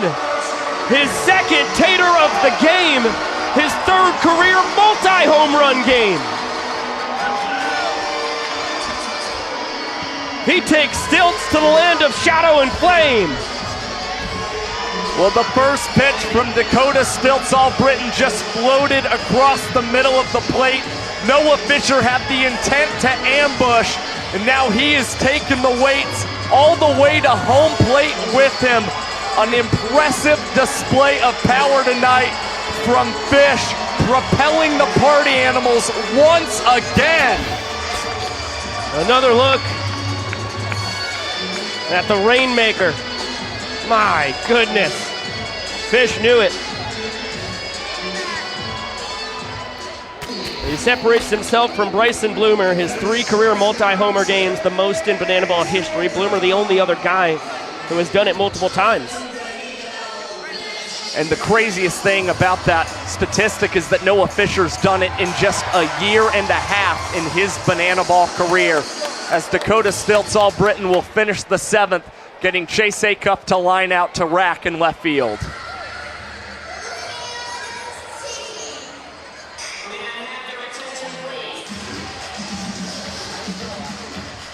We head to the bottom of the 7th inning. And another look at the announcement that May 28th is going to be Savannah Bananas Day at Disneyland. For more on that, let's get it down to SB with Jesse. Hey, Vico, Josh. Yes, a magical night here in Banana Land. Some surprise guests as always. A really special one, though, Jesse. What is it about Banana Ball and Disney that just makes total sense? Well, we've been so inspired by Disney. You know, like Walt Disney, when he started Disneyland, he had a vision. He had a place where kids and adults could have fun together. And you think of everything we do with the Bananas, about bringing kids, adults to have fun, just bring joy together. It's awesome. And now that we're teaming up on Savannah Bananas Day, you know, as a kid, I used to watch the parades. I used to watch everything happen. And now to think that the Bananas players and cast are going to be coming down Main Street, USA, and then we're going to do Hey Baby in front of the Sleeping Beauty Castle. I mean, it's magical, and I think that's what's so great about us coming together. And never could have imagined this, but May 28th is going to be a day that we'll never forget, all of us in Banana Land. Well, Vico, Josh, Jesse clearly a little bit excited about this one, and you should be too. Back to you guys. Yeah, it's going to make that trip to Angel Stadium that much more special. 2 games in Anaheim. 2 days after Savannah Banana Day at Disneyland. And Alexiadis with a pop out to Baber. Good start to Brady Keis's relief appearance. 2 pitches in and a quick out for Brady Keis, who has now appeared in 8 of the last 9 Banana Ball games for the Party Animals and owns a 4-0 record as he won 3 games in the month of April while posting a 1.69 earned run average. You guys should stay by the Ball and a strike on Dan Oberst. He sends this one high and deep into the night and out of the park. Danny O, his 5th bomb of the tour. Balls are flying tonight here on Banana Fest. He's batting .353 here in Grayson Stadium this season. He's also never shy to talk about how much he has loved hitting lefties this season. And he's got the power of one of the biggest inspirations on the Savannah Bananas. Reginald Horton loaned Dan his belt in tonight's ball game. And Dan winds up knotting up the 7th inning with a solo shot.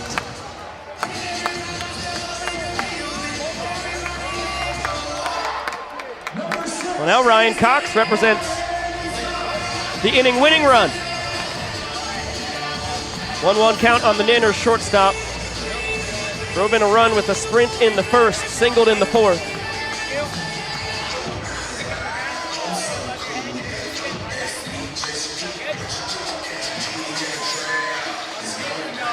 Keis is such an uncomfortable at bat, especially for a lefty. Low 90s fastball, slider and changeup as well. But Cox, as tough a customer as anybody when it comes to spoiling 2-strike pitches.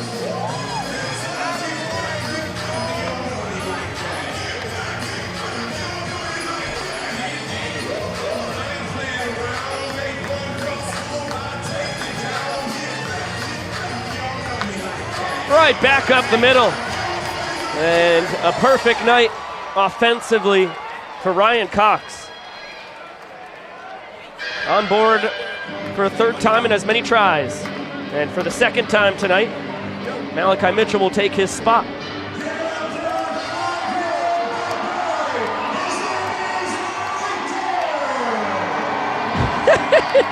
Every bat boy adds their own style, their own flourish to the job.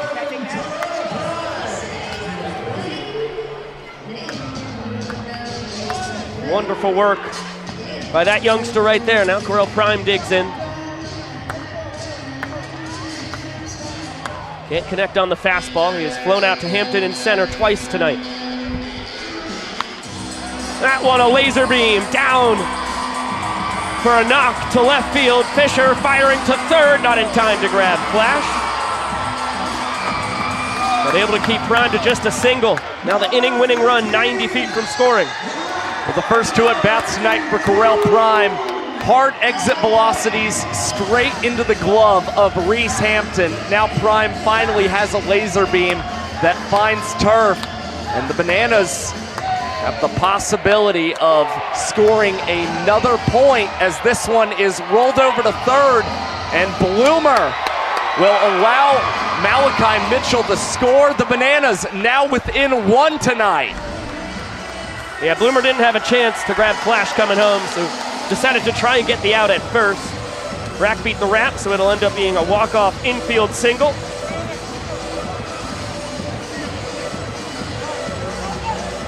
And these are all of Justin Bieber's backup dancers. Turns out, I know a lot of folks have been seeing this on social media. A lot of folks that were rejected. Yeah, it turns out a lot of our recruiting is just folks who backed up Jay Biebs on his many tours. And from some superb dancers to the best dance troupe this side of the Mississippi, the Bananas will boogie us to the 8th. It's a 1-point game.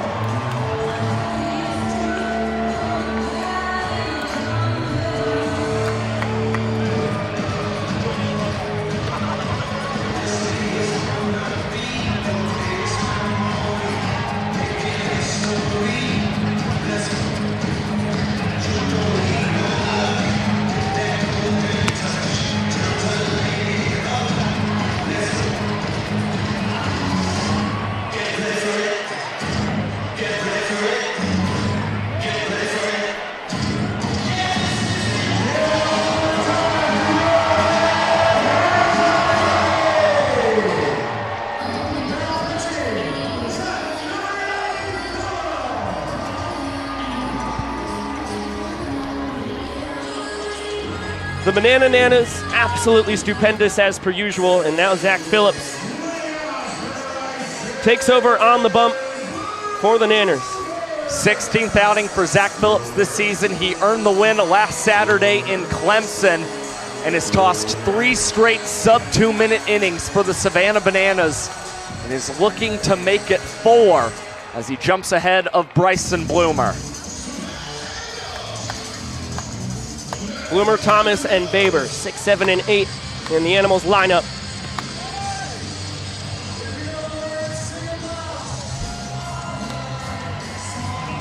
Trying to shift the momentum. Party Animals claim the first 3 points tonight. Now 2 straight from the Bananas. And this one on a couple hops. Diving stop, Ryan Cox to his feet, never had a chance. Miraculous job to field that cleanly. Bloomer too quick to turn it into an out. Uses his legs for his second hit of the night.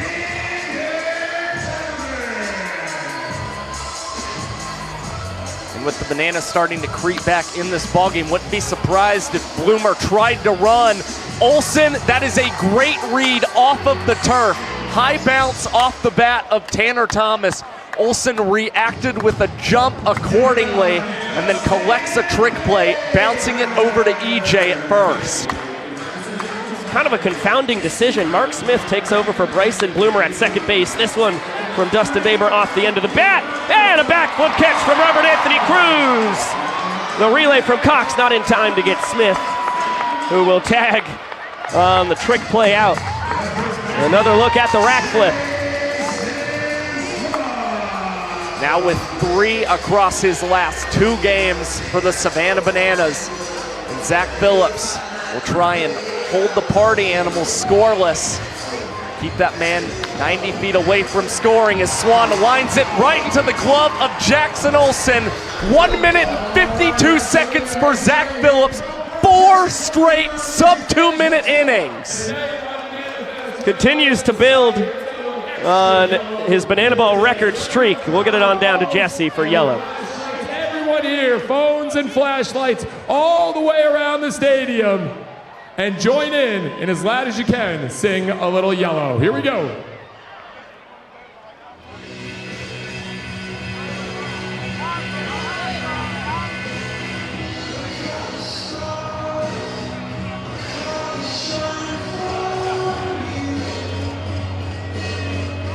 What a beautiful scene this is.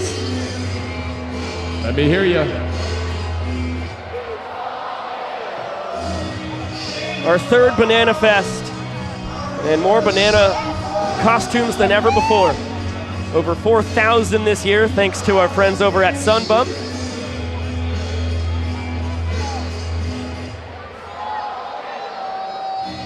Appreciate them for making our dreams come true once again. From just under 2,000 banana costumes in 2022, over 2,500 in 2023, now over 4,300. Sunbum hooking us up. Keep it going. Creating a legendary experience for the 410th straight sold-out crowd in Bananaland. 254 of them happening right here in Grayson. Jesse Cole, I know that's got to make you feel pretty special, my friend. We love you so much, Banana Nation. Now let's go, Bananas!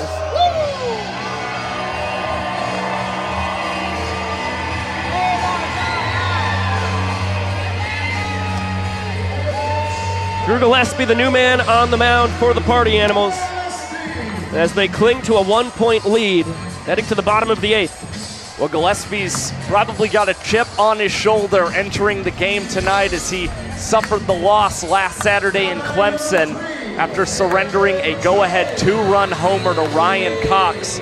Only the 4th he has ever allowed across his 118 1/3 career innings pitched.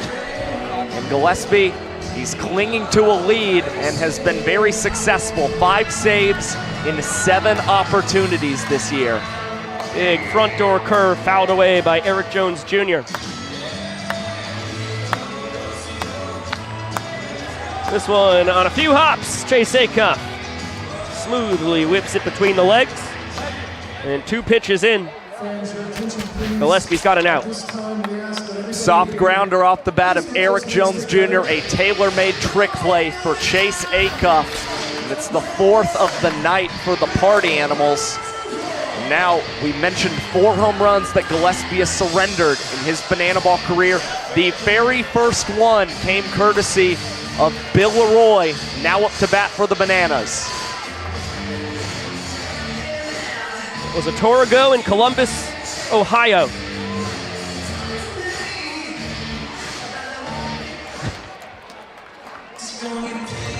Do love the Party Animals' response to the Bill Leroy clap coming up to the dish.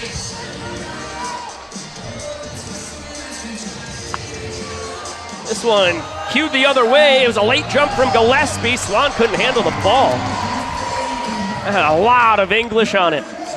The official scoring ruling.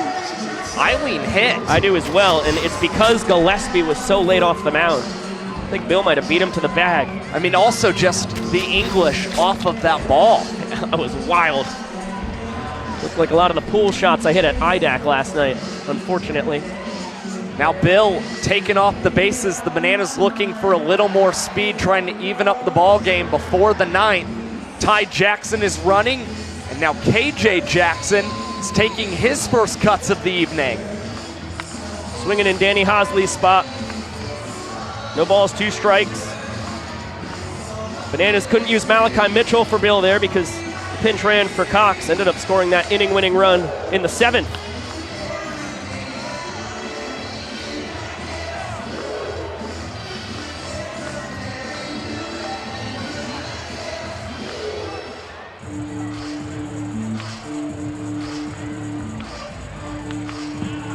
Good battle here. We've seen a lot of really fun matchups between Gillespie and K-Jack so far this year.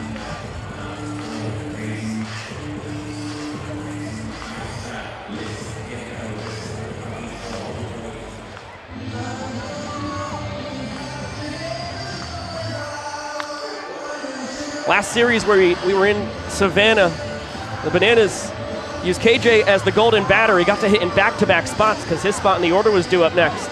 Gillespie retired him both trips to the dish, one of them via K. Continues to pound the zone with fastballs. And one of those 2 at-bats was a long plate appearance, much like what we're seeing right now. 6 pitches so far between Gillespie and KJ. And it's Jackson batting .333 against the right-hander this year.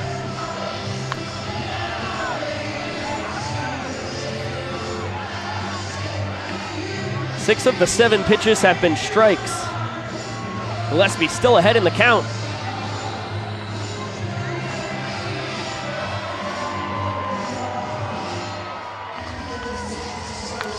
And another foul ball. The plot thickens. Mark Smith apoplectic. KJ's not putting the ball in fair play. And what a spit.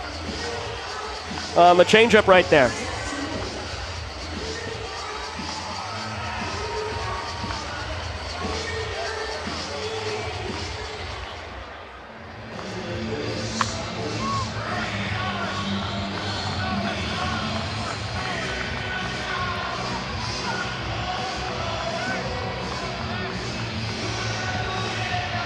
KJ having a little fun with Drew Gillespie, the two having quite the back and forth.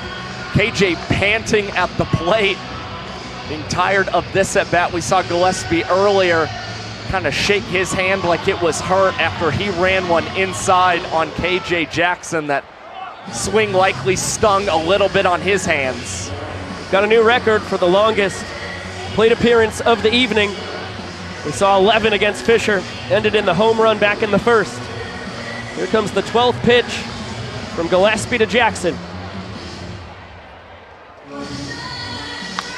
And up the middle, it's gonna fall for a base hit.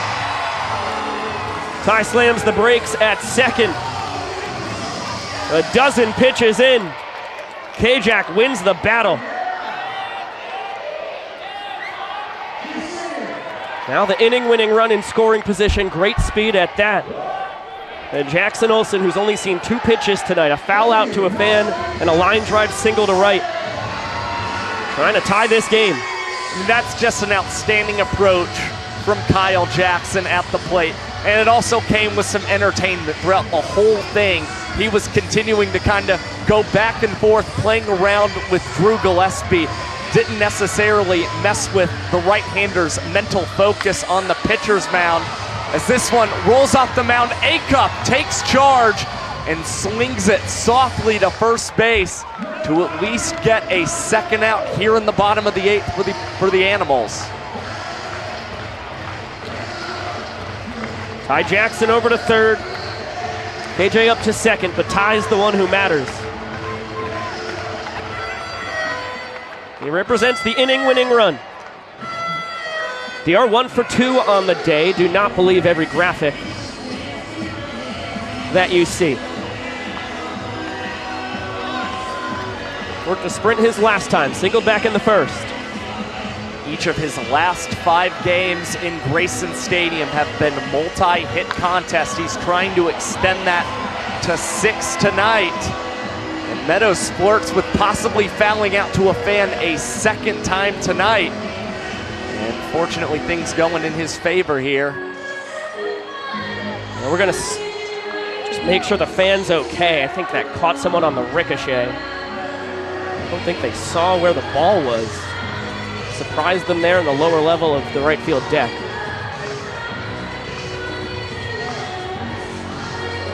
Now we're back to the action.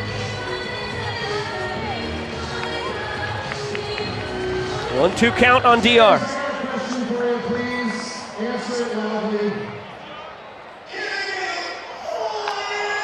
A nice job of fighting off a fastball. Might have been right around the top of the zone.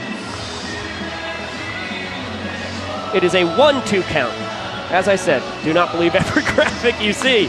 Another great fight by DR sends it to the parking lot.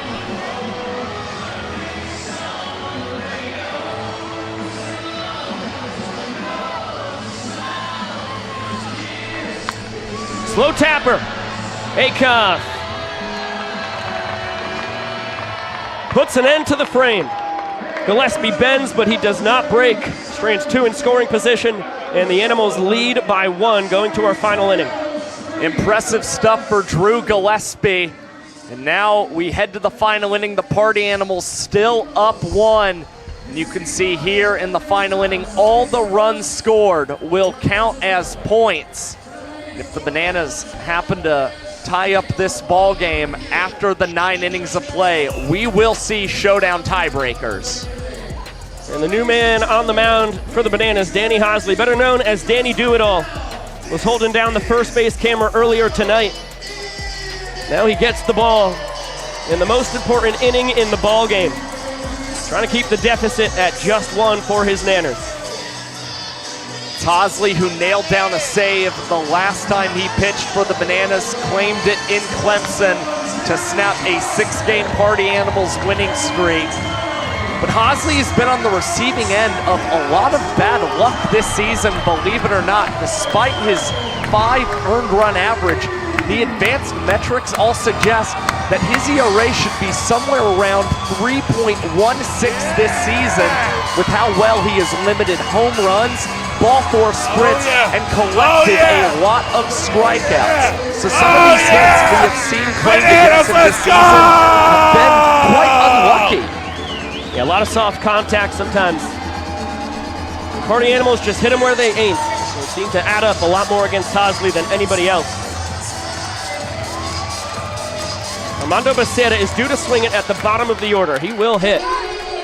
Party Animals do have their golden batter, but they'll send up Mondo, who had that big 2-run double in the 3rd inning, which ended up being the difference.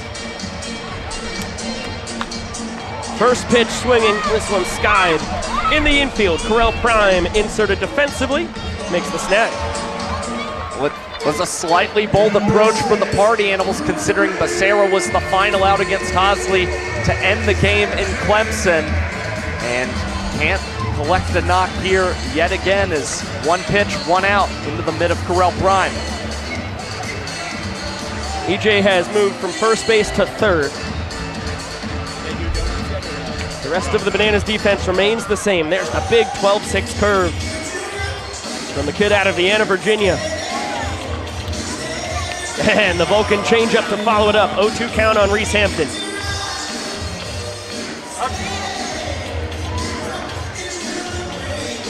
Three pitches, 3 strikes against one of the best hitters in Banana Ball history.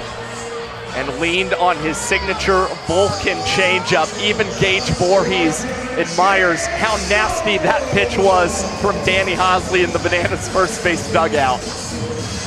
Now Jake Skoll digs in. The Vulcan change is so filthy that it had Jeff Passan, Pat McAfee and company thinking it was sliders every time he threw it when they were reviewing the tape from our ESPN2 broadcast last Saturday night in Death Valley. Also loved them calling him Hosley. It was really a very enjoyable bit all around. Thanks Pat, Passan and company for the coverage. It's really fun hearing them talk about Banana Ball. And you know, some believe that he might wear a Party Animals jersey at times. No, he has been a full-time Banana since the 2023 World Tour. That's right. Wow, that was bizarre. Skoll fouled the ball off and then caught it again on his backswing. See something new every night at the Banana Ball field. Only a pair of sprints tonight. Ground out and strikeout as well. Beautiful front door fastball.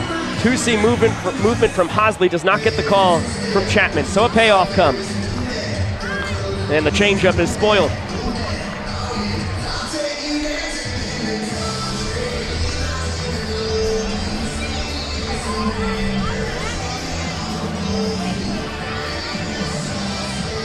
Party getting after it, trying to inspire a 2-out rally. Scolded, what a sliding snag, Correll Prime. Hosley barely beats Skoll to first. What a play on both ends to put the bow on a 1-2-3 top of the 9th. Big league play from Correll Prime, securing 2 of the 3 outs here in the 9th inning. Skoll made a mad break for first once he saw the between the legs transition, but Danny Hosley narrowly beats him to the bag as the Bananas hold the Animals scoreless in the 9th. The Bananas trail by 1. They've got 2, 3, and 4 coming to swing it. Reese Alexiadis, Dan Oberst, Ryan Cox are gonna have to do it against Drew Gillespie. who gave up a pair of singles in the bottom of the 8th, but was able to strand Ty and KJ on third base and second base respectively. It's not necessarily a situation or a spot in the order where you're thinking about the golden batter. If you're the Bananas, Reese Alexiadis has the home run tonight. Oberst has kind of struggled against Gillespie throughout his career, but I think you like the chances of him tying the game with one swing much more than you do Ryan Cox, who is the third man due up in the frame.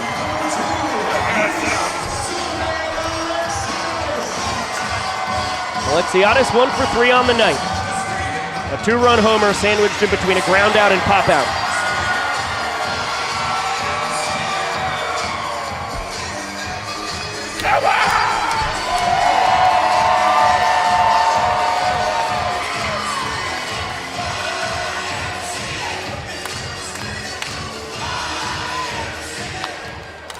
And this one in the air.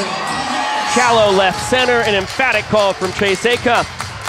And 2 pitches into the bottom of the 9th. 1 out for the Party Animals. It was obvious that Alexiadis was looking to elevate against Drew Gillespie, but just got underneath that banana ball. Acuff comes away with the catch, and now interesting to see Oberst's approach against Gillespie. Usually a pretty aggressive batter in the box, averaging 2.8 pitches per plate appearance. Beautiful first pitch to Oberst.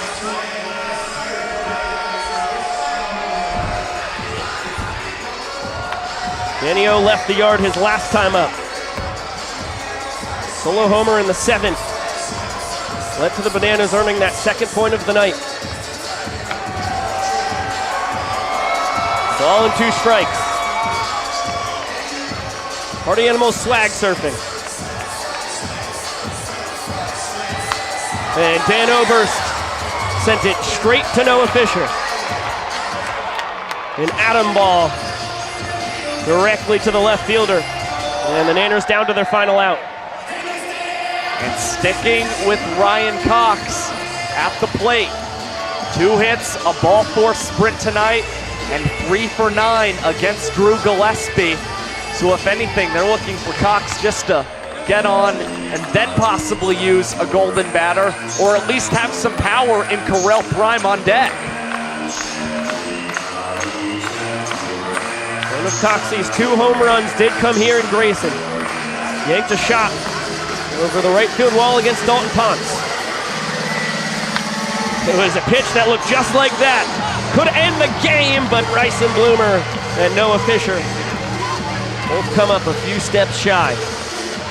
Bananas down to their final strike, though.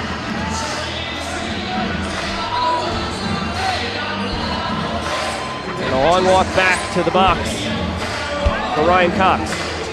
Good time for Cox. Just think about the approach. Down in the count, 1 and 2. But it also allows Gillespie and Andy Cosgrove to get on the same page, delivering the next pitch to the Banana shortstop. Look out, Coxey! He's able to keep that right foot in the box. Thought about trying to steal first. He has done it once this year. Realized the ball didn't get too far away from Cosgrove. He could have been gunned down to end the game.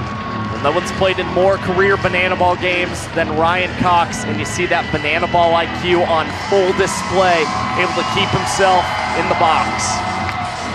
Pops this one to the left side. This will reach the seats. Chance for the fans. We do not make the catch.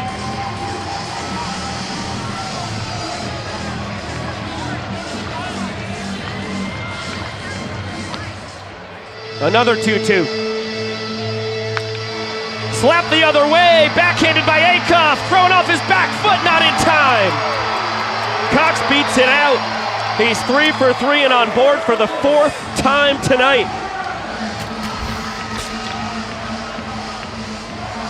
Acuff did all he could do. Never had a chance. You could see Coxey booking it out of the batter's box. Incredible work from one of the great contact hitters in this sport's history, and Flash the Kid into run for Cox for the 4th time in the ball game. And no golden batter for the Bananas. They like what they've seen from Prime tonight. Chops this one to Bloomer. He'll whip it between the legs, across the diamond in time. And Drew Gillespie nails down the 6-out save. The Party Animals pulled back out in front of the tour by 3 games. And they spoil Banana Fest. The boys in black and pink, now winners of 7 of their last 8 games, and propelled from a massive game from left fielder Noah Fisher, 2 home runs in the ball game.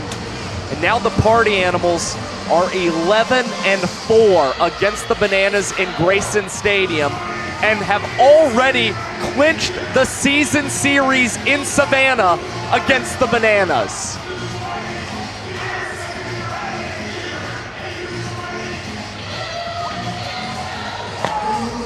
They've won 6 straight here in Grayson as Drake Toll runs into the fracas to grab our showman of the night. Fisher, incredible Clemson. Then tonight, 2 home runs, 1 off of stilts. What would you like to do with this? And we're going to throw it over there. Noah Fisher, what have you been eating for breakfast? Ooh, dude, every day, same thing. It's probably about 8 ounces of beef, like 4 eggs, a couple slices of sourdough, and some honey. I love my brekkie. I love it. What is it about the Party Animals playing the Savannah Bananas in Savannah that makes the Savannah Bananas not very good in Savannah?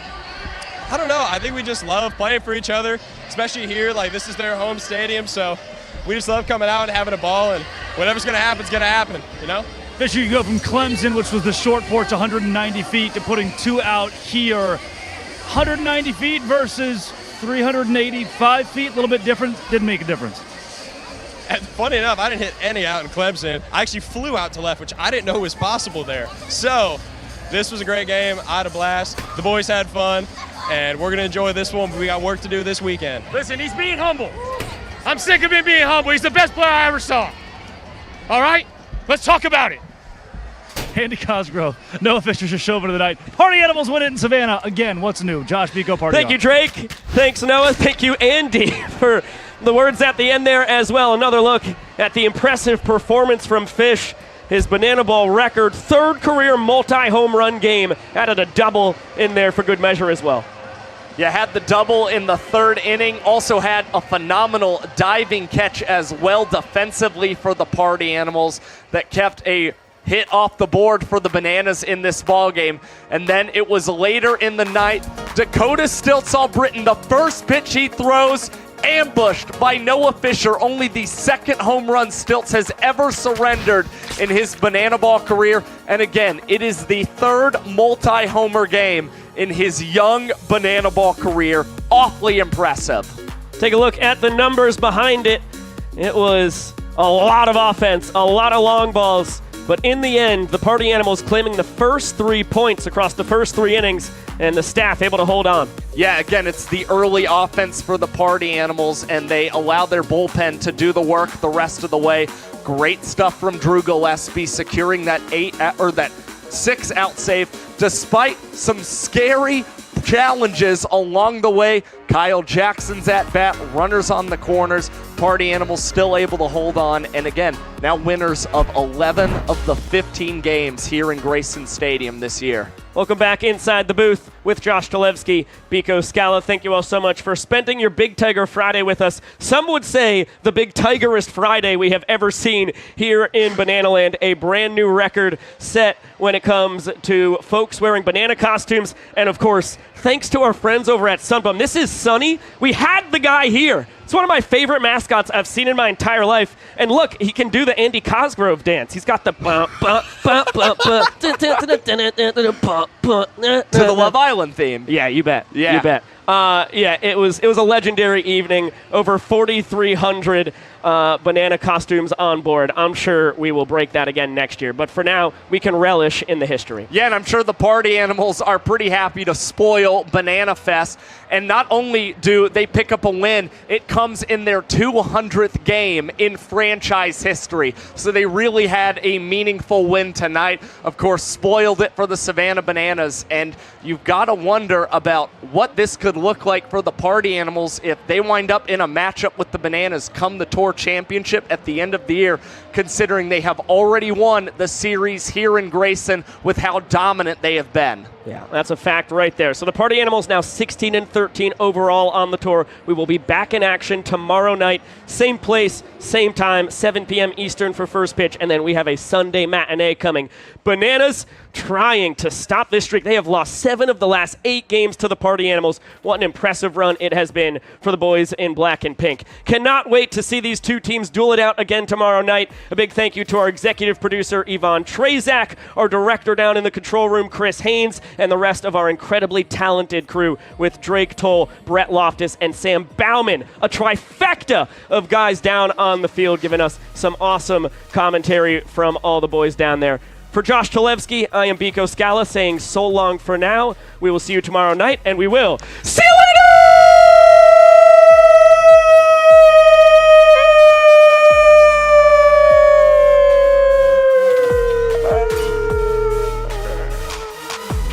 Banana Fest! Ha ha!